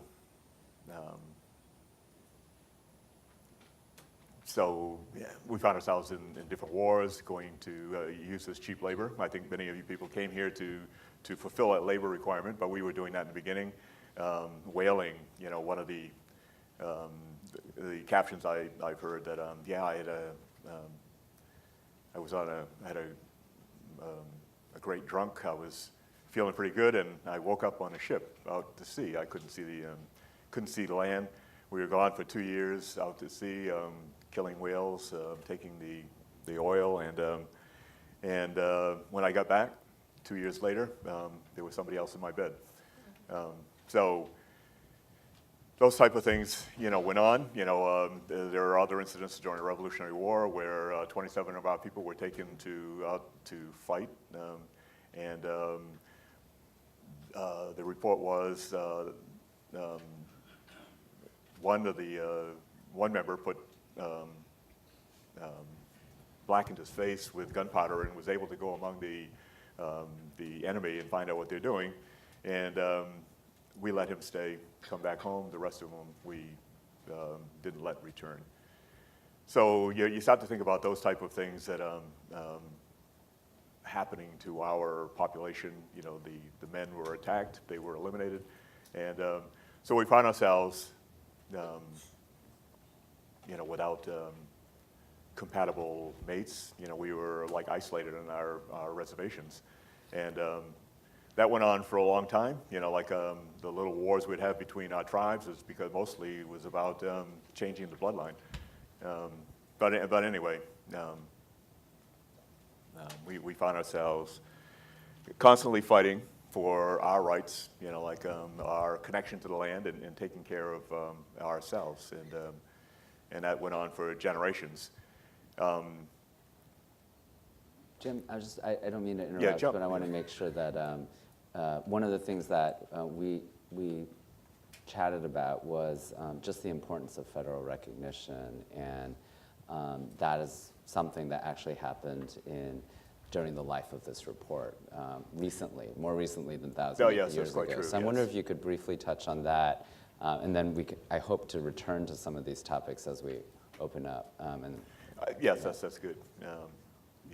Sorry about getting No, lost it's in my okay. little That's my journey role. here, but over the course of the years, we found ourselves fighting for our rights. I would say in 1965, the first white man became a selectman in our town, and prior to that, our town was our tribe, our community, and we always looked at it that way. And as things changed, new development came forth, and we became, over a very short period of time, a minority in our own community. We were the fastest growing community in the United States for a while, and certainly in Massachusetts for a number of years, we were the fastest growing community. And we weren't really into or had the resources to participate in the development of the land and so forth, and find ourselves being pushed out of our own community as homes. We live on the waterfront. They were attractive to a higher income of people, and we came to the point that we couldn't always afford to be there. There wasn't the types of jobs. We weren't into businesses and so forth to really participate in the economy that was growing at that time. So as our population shrunk, we found ourselves, actually we did a land claim suit against the town, and against the state, trying to recover our land, just to hold on to our stronghold. And we lost that suit as well, but the retaliation, was also very difficult for us and forced more people to leave town. And as Aquinnah did, well, I should jump back. During the land claim suit, it wasn't really about the land and our ownership of it. It was about whether we were a tribe under the law to sue for the land. Yeah. And, Jim, I'm sorry to interrupt you. I just want to make sure that we can get some other voices in. So well, that's true. Yeah, So maybe to close up, and then because I want to make sure that we can get good. Mayor and Chris. So we spent 30 years going after federal recognition, and in the meantime, the Aquinnahs also got federal recognition. They made a settlement and became under, even though they were a federal tribe, but they were under state jurisdiction. And we did not want to take that avenue. We wanted to be sovereign of our own, so we spent 30 years pursuing that, and finally got federal recognition, which provides an opportunity to be like a state and be able to get the same type of grants and so forth that the state would get. And we have just, in 2007 we got that, but it provides us an opportunity to get housing funds and other types of economic development opportunities that we didn't have before. So that's why it's so important for us to pursue federal recognition and try to develop our thinking in a longer term. Thank you, Jim. Yeah. I think it's important. So often we don't include in the Native American story or data in these conversations, and so for us to spend some time actually listening and understanding a history that doesn't just go back 1990, turn of the 20th century, but thousands of years, I think has a lot of lessons for us. So thank you, Jen. Okay, so two more, I'm just gonna be your itinerary. I have a quick question for Mayor McGovern. Crystal, I'm gonna put you in this position to sort of begin to help us zoom out region-wide. And then I wanna take a couple questions from the audience before we close. So I say that out loud so we can work on that plan together. Okay, Mayor. Okay, so so we've gone through Winchester, Fitchburg, Haverhill, Haverhill, I love that, Haverhill, Mashpee, but more broadly thinking about the ancestral lands here in our region across the state. So let's go back to the People's Republic of Cambridge. And I think we've long thought of Cambridge in our minds as a kind of beacon of inclusiveness, residents of different backgrounds, and still during this time period grew its share of people of color from 28 to 38%, and experienced a different mix of forces, and so particularly given housing costs. And so we can look at neighboring towns like Malden as newly diverse communities, but Cambridge has been diverse for some time. And so I'm wondering if there are any lessons you can draw out for us on, and let me be more direct, not just about how we respond to that diversity, but truly ensuring equitable and inclusive prosperity across all those groups, which could be one measure of success we might work towards. So what can Cambridge teach us? Yeah, thank you for the question and for having me. Rep. Vargas, that image of you as a young boy crying with your face up against the glass, that's the way I am on the Red Line when I come over to Boston. I look back fondly as I leave Cambridge in tears. So I hear you. I thought a lot about, and Stephen, Yeah. we talked the other day, and I thought a lot about sort of what to say here, and there's so much. But I think, one of the things that I have pushed a lot in my term as mayor, and I've been mayor a little over a year, is really trying to push the Cambridge community to confront what we think about ourselves, right? The People's Republic. We're all about diversity. Well, we're all about diversity until someone wants to build low-income housing in certain neighborhoods, right? We're all about diversity until we want to put a homeless shelter somewhere.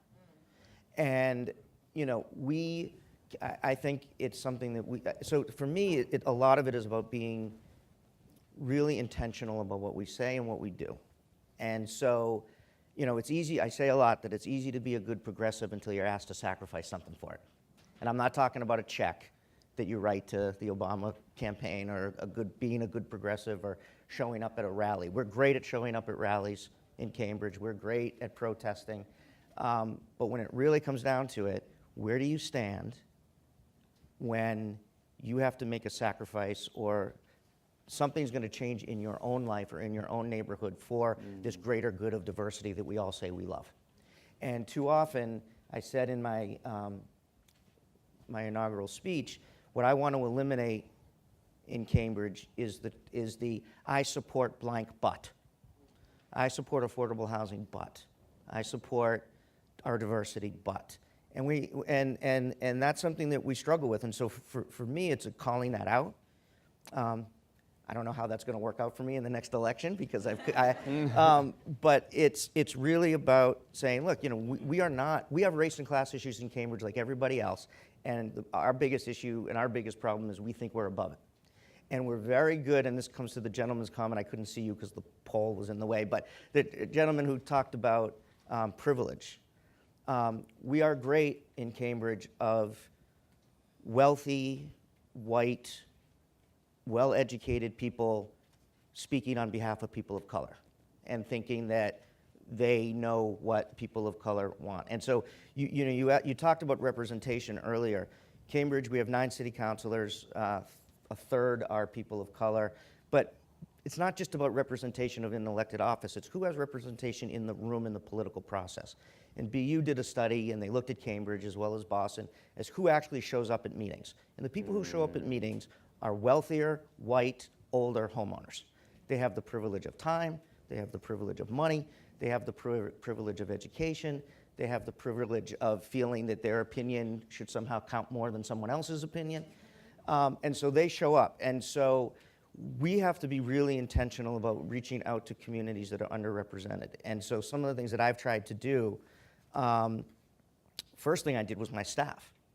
So I have between full-time and part-time staff members, I have 7, and 4 of the 7 are people of color, 4 of the 7 are women.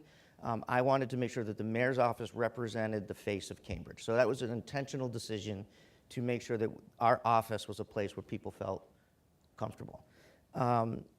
We've also launched, I've launched a series of community conversation called Cambridge Digs Deep, which is looking at, we brought in Dr. Darnisa Amante from the Disruptive Education Equity Program, Equity Education Program. And if you don't know her, Google her, she's amazing. And we brought her in to have a series of conversations about white privilege, about white supremacy, about racism, about how do we truly live our values of being a diverse community, and really confronting those issues. So we launched the Immigrant Legal Defense Fund, where we're raising over $250,000 with the Cambridge Community Foundation to provide legal support for undocumented immigrants facing deportation. So a lot of this is about being really intentional about confronting these issues in our community. You know, as far as sort of Cambridge has been a diverse community for a long time, but when we look at those numbers now, we have to dissect that even further and look at who those people of color are that are moving into our community. It's not my great-grandfather who moved to Cambridge, 17 years old from Italy, who worked assembly lines and things like that. Or everyone in my family, that generation, worked assembly lines and manufacturing. These are higher paying jobs, right? So although the numbers in terms of race in our community may have grown, the socioeconomic divide has grown, right? And so that is something that we struggle with. So again, it's about, you know, how do we be really intentional about addressing these issues of equity and race in our community? And, you know, maybe Cambridge is better at doing it than some other places, but we're not as good as others. And we have to constantly keep that on the front lines in our conversation. We're going to get to housing in a minute, but right now we're discussing... Maybe in less than a minute. Less than a minute. All right, sorry. But right now we're discussing an affordable housing overlay, which would grant greater height and density and a faster permitting process to developers who build 100% affordable housing. And that greater height in most residential neighborhoods is going from 35 feet to 45 feet. And you would think that we're talking about, you know, I don't know what, you know, and so again, where do you stand, right? It's easy to talk about how much you value diversity, but not when you want to put that affordable housing somewhere else. And we have to confront those issues head on, and that's what I'm trying to do, and you know, we'll see how it works out. Okay. Thank you, Mayor. Okay. Remember the plan. Crystal, open up briefly, close. Okay, so we can do this. Crystal, so I'm putting you in the unenviable position, but I know you can do it because we had this in our conversation where you agreed to be on the panel. You are in a very unique and appropriate vantage point at Mass Housing and in the positions you've held before to really think about, well, how should, particularly the government,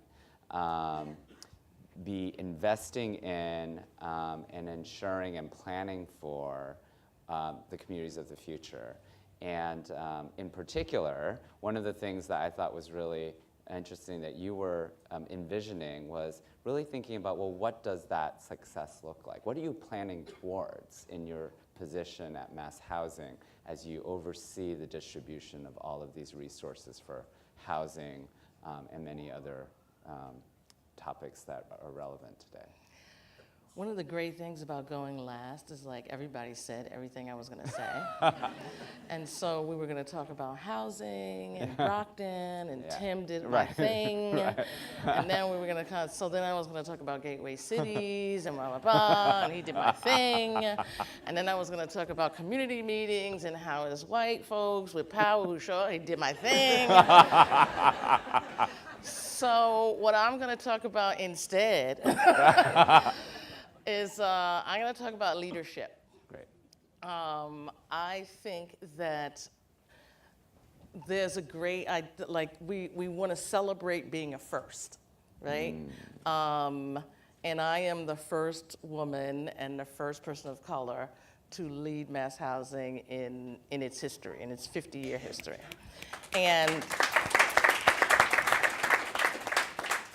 but what that means is there's a couple of things about that, right? So it's about, if you're a first, there's some level that's about white folks accepting you, right? Because they have power, right?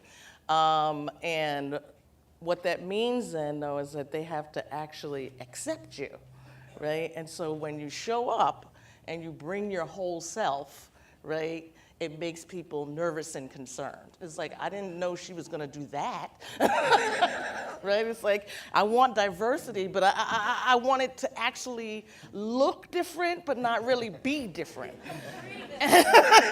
Right? And so, and it makes people really uncomfortable. And we don't yet have a system, never mind one that represents diversity, but that supports diverse leadership.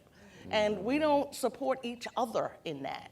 And so when we think about communities of color, communities changing to be more diverse, when we think about leadership changing to be more diverse, we've got to think about how do we support folks who are in the vanguard of that, right? And because people do things in power that I wasn't accustomed to. I was like, wow, I'm just trying to help people. I'm confused. And so, and there's no place to go and talk about that, right? Because people feel like I should be grateful to be here. And I was just like, yeah, no.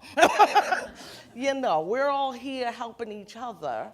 And I was raised by, you know, like lots of hippie folk, not of all colors, right? I had a diverse community. And when I was a kid, right? And my adults told me I could do whatever I wanted to do. And silly me, I believed them, right? I trusted my adults and I believed that, and they created that environment. And so to be confronted in a way with folks who are interested in holding on to power for the sake of power was like, it's been like a huge change for me. And so what I want to do at Mass Housing is be a help to the willing, right? And so you need some help, I can help you. You want to do this, I can help you. And because because that's hard enough, right?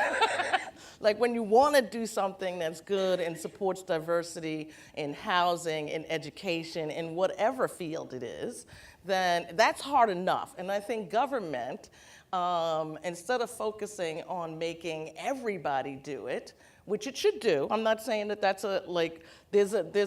that's necessary, right, to lead in that way, but really want to focus most of my resources on communities and initiatives that, you know, that are led by people who have the courage to, you know, stand up, to speak truth to power.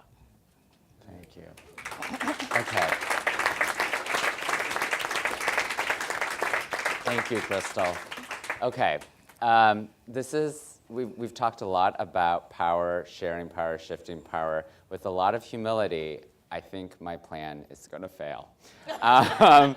However, I think we can make the plan work if I could ask of, you could share 5 more minutes with me and this esteemed panel and the special confluence of all of our interests in the room. What I'd like to do is, right now, take 2 or 3, depends how short your questions or comments are, thoughts for the panel. And what we're going to do in response is to go down the line, do final closing thoughts. It can be a commitment, a challenge to the room, a big crazy idea, you know, multiple choice, choose what you want, and also answer all 3 questions. But we're going to, that's what we're going to do, and then wrap up. So do I see any hands? Okay, let's take the 2 in the middle section here that I'm pointing at. I'm sorry. There we go.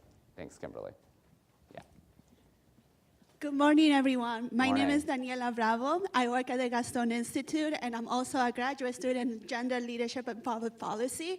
And I'm actually a big supporter of non-citizen voting. And as a DACA recipient, I want to bring to your attention, and I know the city of Cambridge just passed a legislation that allows non-citizen voting, but I want to bring your attention to something that I like to call creepy language, because it says certain non-citizens. And when we're talking about certain non-citizens, who are they?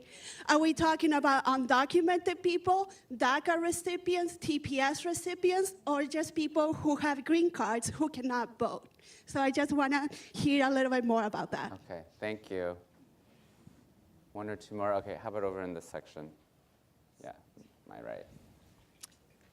Hi, Kathleen Patrone, lead organizer of the Greater Boston Interfaith Organization. And my question is around what are some of the failures of the past? I live over in East Boston. I run and I count the cranes in Seaport every morning. And that roughly equivalates to how many hours I work in a day. So there's usually about 12 to 16, 14 cranes. That neighborhood was a huge opportunity for this region. I currently live in East Boston. Suffolk Downs is 5 times the size of Seaport. It's not being built for people in my neighborhood. $1.5 billion of tax incentives went into life sciences in Kendall Square, well, primarily Kendall Square. St. Paul AME, a congregation we work with, is right there. Their people are getting kicked out. Congregations, homes taken over by eminent domain. What are some of the biggest failures you've not seen in the distant past, but I'm talking about like 8 years ago? So what are the most significant failures that we've seen? And let's actually have a serious conversation about that now. Thank you. Thank you. Maybe one more, one right, standing in the back, and then we're going to close. Hi, my name's Caroline Piscato, and I'm on the leadership team of the Boston Unity Cup, which is an adult soccer tournament. My question is around cultural fluency and cultural literacy. So you guys have done an amazing job collecting this data, but in order for communities to be truly connected and effective, they need to learn about the other cultures within them and how to communicate with them and hopefully respect them. So I'd like to know what work you're doing in that area and where examples you know where people have done this well. Okay. Okay, so let me try to find a connecting theme through this and then turn it to the panel. I am looking forward. I think someone made a really important point about we do need to acknowledge the past, but this is in service of what we can do differently moving forward. So what can we learn from these failures that we will do differently? How do we think about more boldly naming who are we including and seeing everyone in our community? How do we equip ourselves with the kind of cultural fluency and other knowledge and relationships? So those are some things I offer to the panel to keep in mind as they make their closing comments. So we don't have to go down the line. Who wants to start? Okay. All right, I guess I'll be a first again. So I'll try to address some of the components that I think are relevant to my story. Two things that I think were key in my family story were, one, the social network that they already had in Haverhill and in the Lawrence area. So that brought us over there. So we need to think more about how do we organize that social network and get the community to see that social network as a huge asset. And then the employers that were in the area. My dad had already been working for the last shoe factory that was in Haverhill, and there's another employer there, Fantini Bakery, that employs many Dominicans, many immigrants in that community. So those are sort of two key themes. To the point of what can we learn and what are some action items, I think we already talked about it earlier today. Exclusionary zoning. Zoning is a big challenge. I know the governor has a bill that is a big step in the right direction. We have legislation that includes the governor's language around changing the supermajority for zoning into a simple majority, which would be a big change, a good change. But we also included a couple of core additional provisions that would, A, ensure that any community that has an MBTA stop on their line has to have multifamily zoning around that stop. We added an affordable housing goal to our bill, and we also made it harder for abutters to be able to take a developer to court if they have some sort of frivolous reason to do so, if they just don't want the development to go there. So we've got to think about production. We've got to think about all the other tools that are in our toolbox. But I would also add that in these conversations, I think it's important for us to try to find a space where we can bring the rest of the region here. I know that this is sort of Boston-centric, and that's important. But I think it's equally as important to get our gateway cities at the table, make sure that they're here, because the consequences of whatever happens in Boston or whatever happens in our gateway cities are felt across the region. So I just leave you with that action item to think a little bit more about, is there a venue, space, or time that would be a little bit more inclusive to bring the whole region together to think about this. Thank you, Representative. Lisa? So I think we need institutional change and grassroots change. So from an institutional level, in 2013, the Fitchburg Art Museum made a decision to become a bilingual museum, and they made that big shift, and that was huge for the community. In Winchester, we're committing to creating a climate action plan. We have a master plan going on, and we have these things called town meeting, which I'm just discovering. So town meeting, we discussed things like zoning, and it was great that myself, select board member, were able to go into the high school and actually talk with high school students about zoning and the way it affects them and their families. In terms of things like the master plan and the climate action plan, one of the commitments that we have is to make sure that the rooms look different, and that means that we have to go into people's living room and discuss with students and families what their impact is and make sure their voices are heard. We held a regional climate resilience conference in Winchester last night, and I challenged the group, because it was older, Caucasian, and wealthier, that this conversation that we had last night, which was very important, continue and break out into smaller groups in the community, and certainly reach the environmental justice neighborhoods that we have. Because again, I find myself in rooms that look like that pretty significantly, and unless we really change the way that we create these plans or these documents, we're gonna see the same thing over and over again. And that's one of the mistakes that we made when we put together the 2011 Climate Change Master Plan in Winchester. So when we're looking at these plans, we have to change who's providing the input into them. Thank you. Jen? We find ourselves in a number of different audiences. For instance, in Mashpee, we kind of alienated ourselves, so we've, as a community, tribal community, have been involving ourselves more in the town government and the school systems and other things like that. So just to find out or participate in finding out, becoming more involved and so forth. We have people going around the country, with organized, I guess you call them demonstrations, and talking about oil pipelines and other impacts on the natural resources and so forth. And that's, we have a number of people who are doing that and realizing how important it is, and actually finding themselves in some of the community events that are going here in Cambridge and the Commons and other things like that. So, thank you, Jim. So on the, I just want to address this question about the housing and moving forward. Here's the numbers. The Metro Boston area, and mostly Cambridge, Boston, Somerville, have added somewhere around 150,000 new jobs in the last couple of years, and only permitted 34,000 new housing units. So where are those people going to live that are moving here, right? So you see the cranes and you say, oh, it's terrible, we're building this housing, but the people moving here for the jobs are making more money than teachers, they're making more money than social workers, they're making more money than nurses. And so if we don't provide more housing, who's going to win in that bidding war? Mm-hmm. Is it going to be the person at Google making 150 grand, or is it going to be that teacher making 50, right? So I get it. I get that it's stressful to see the cranes going up and seeing housing being built, but people are coming here whether I like it or not, whether you like it or not, whether other people like it or not, and we have to supply all different types of housing to meet that need. And one of the things I think about Seaport, in Cambridge, in our inclusionary zoning ordinance in Cambridge, we require 20% of any luxury housing or for-profit housing to be affordable. We do not let the developer put those affordable units in other neighborhoods. We do not let the developer pay money to the city and get out of their housing requirement. If they had done that in Boston and Seaport, that neighborhood would look really different. So I would certainly encourage Boston and other communities to adopt an inclusionary zoning program much more like Cambridge is. And I still don't think 20% is enough, but we're slowly, it was 11.5% 2 years ago, and we raised it to 20.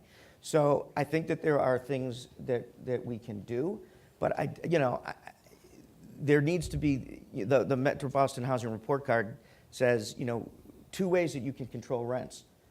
Get to a 5.5% vacancy rate in your community, or be an undesirable place to live, right? Boston and Cambridge they're very desirable communities to live in. People are coming here for these higher paying jobs. There's a benefit to that. There's also a cost to that. But not building housing is not going to solve the problem of creating more affordable housing, okay? Because those folks with money are always going to win in a bidding war. And so we have to build housing of all different types, and we have to, that housing bill, to make it easier to build housing in suburban communities, that failed last term. And it was a huge mistake, I think, because it cannot be Boston, Cambridge, and Somerville as the only communities in this area building the housing that we're building, because we can't carry that whole responsibility. And we lost an opportunity for housing to be built in suburban communities. And I think that was a huge mistake, and I hope, it comes back. But that's, for me, housing is the primary issue, but it's housing of all types. I'm going to talk a little bit. I'm going to end by talking about. I'm not going to talk about housing because these guys do a great job with that. No, it's fine. I'm going to end by talking about. As you guys may know, I was recently appointed to the MBTA board, and been getting all these facts about transit and the transit system and things like that. And so, to a point that you were making, there are actually 346,000 new jobs. And so when you're commuting and you say, oh, it feels like it's more traffic, it's not a feeling, right? It's like, there is. But when we talk about building an infrastructure for a growing community, we don't talk about making investments in public transit. When we talk about infrastructure, we mean we need to make our roads and our bridges better. Well, that keeps people in their cars. And the teacher, right, can't afford to then live in the gateway city and travel into the sort of job center and make a living like that. And so you create all of this different kind of disparity. And so when we're talking about communities that are diverse, we can't only be talking about housing. We've got to be talking about an infrastructure that supports growth, more people, and getting people to move around the region. Thank you. Okay. Please join me in thanking our panel. Okay. So, as Paul mentioned in his opening, there's so much in this report. The aspiration here was manifold, including not only lifting up a greater visibility of the full richness of the all the humanity, all of us who live here in the region, but to think about what some of these policy implications are. And I think we just had a number of action steps that our panel raised. I mean, let's talk about this housing bill and grapple with the zoning issue. And so show up, and given how much it matters, let's figure that out. This incredible idea around voting for all residents, that's a really compelling notion that would really bring together this issue of over time, more representation from a political perspective, but also for ourselves to be seen. And then on an individual level, show up to meetings and show up for each other. So these are just some of the things I think came up thanks to our panel. I want to say, please check out the data visualization tool that Luke mentioned. Take a look at your own community. We would love to continue the conversation with you. So if you are part of groups that would like to continue that discussion, please seek us out. We're happy with the other researchers to show up and help you comb through the findings of this data. Last but not least, we as a foundation, Boston Indicator specifically, we're committed to exploring these cross-cutting trends that really affect these fundamental questions of our shared future. And so if you have an idea on a forum, a conversation, a research topic, I hope you'll be in touch with us. Thank you for your time, and have a great rest of the day.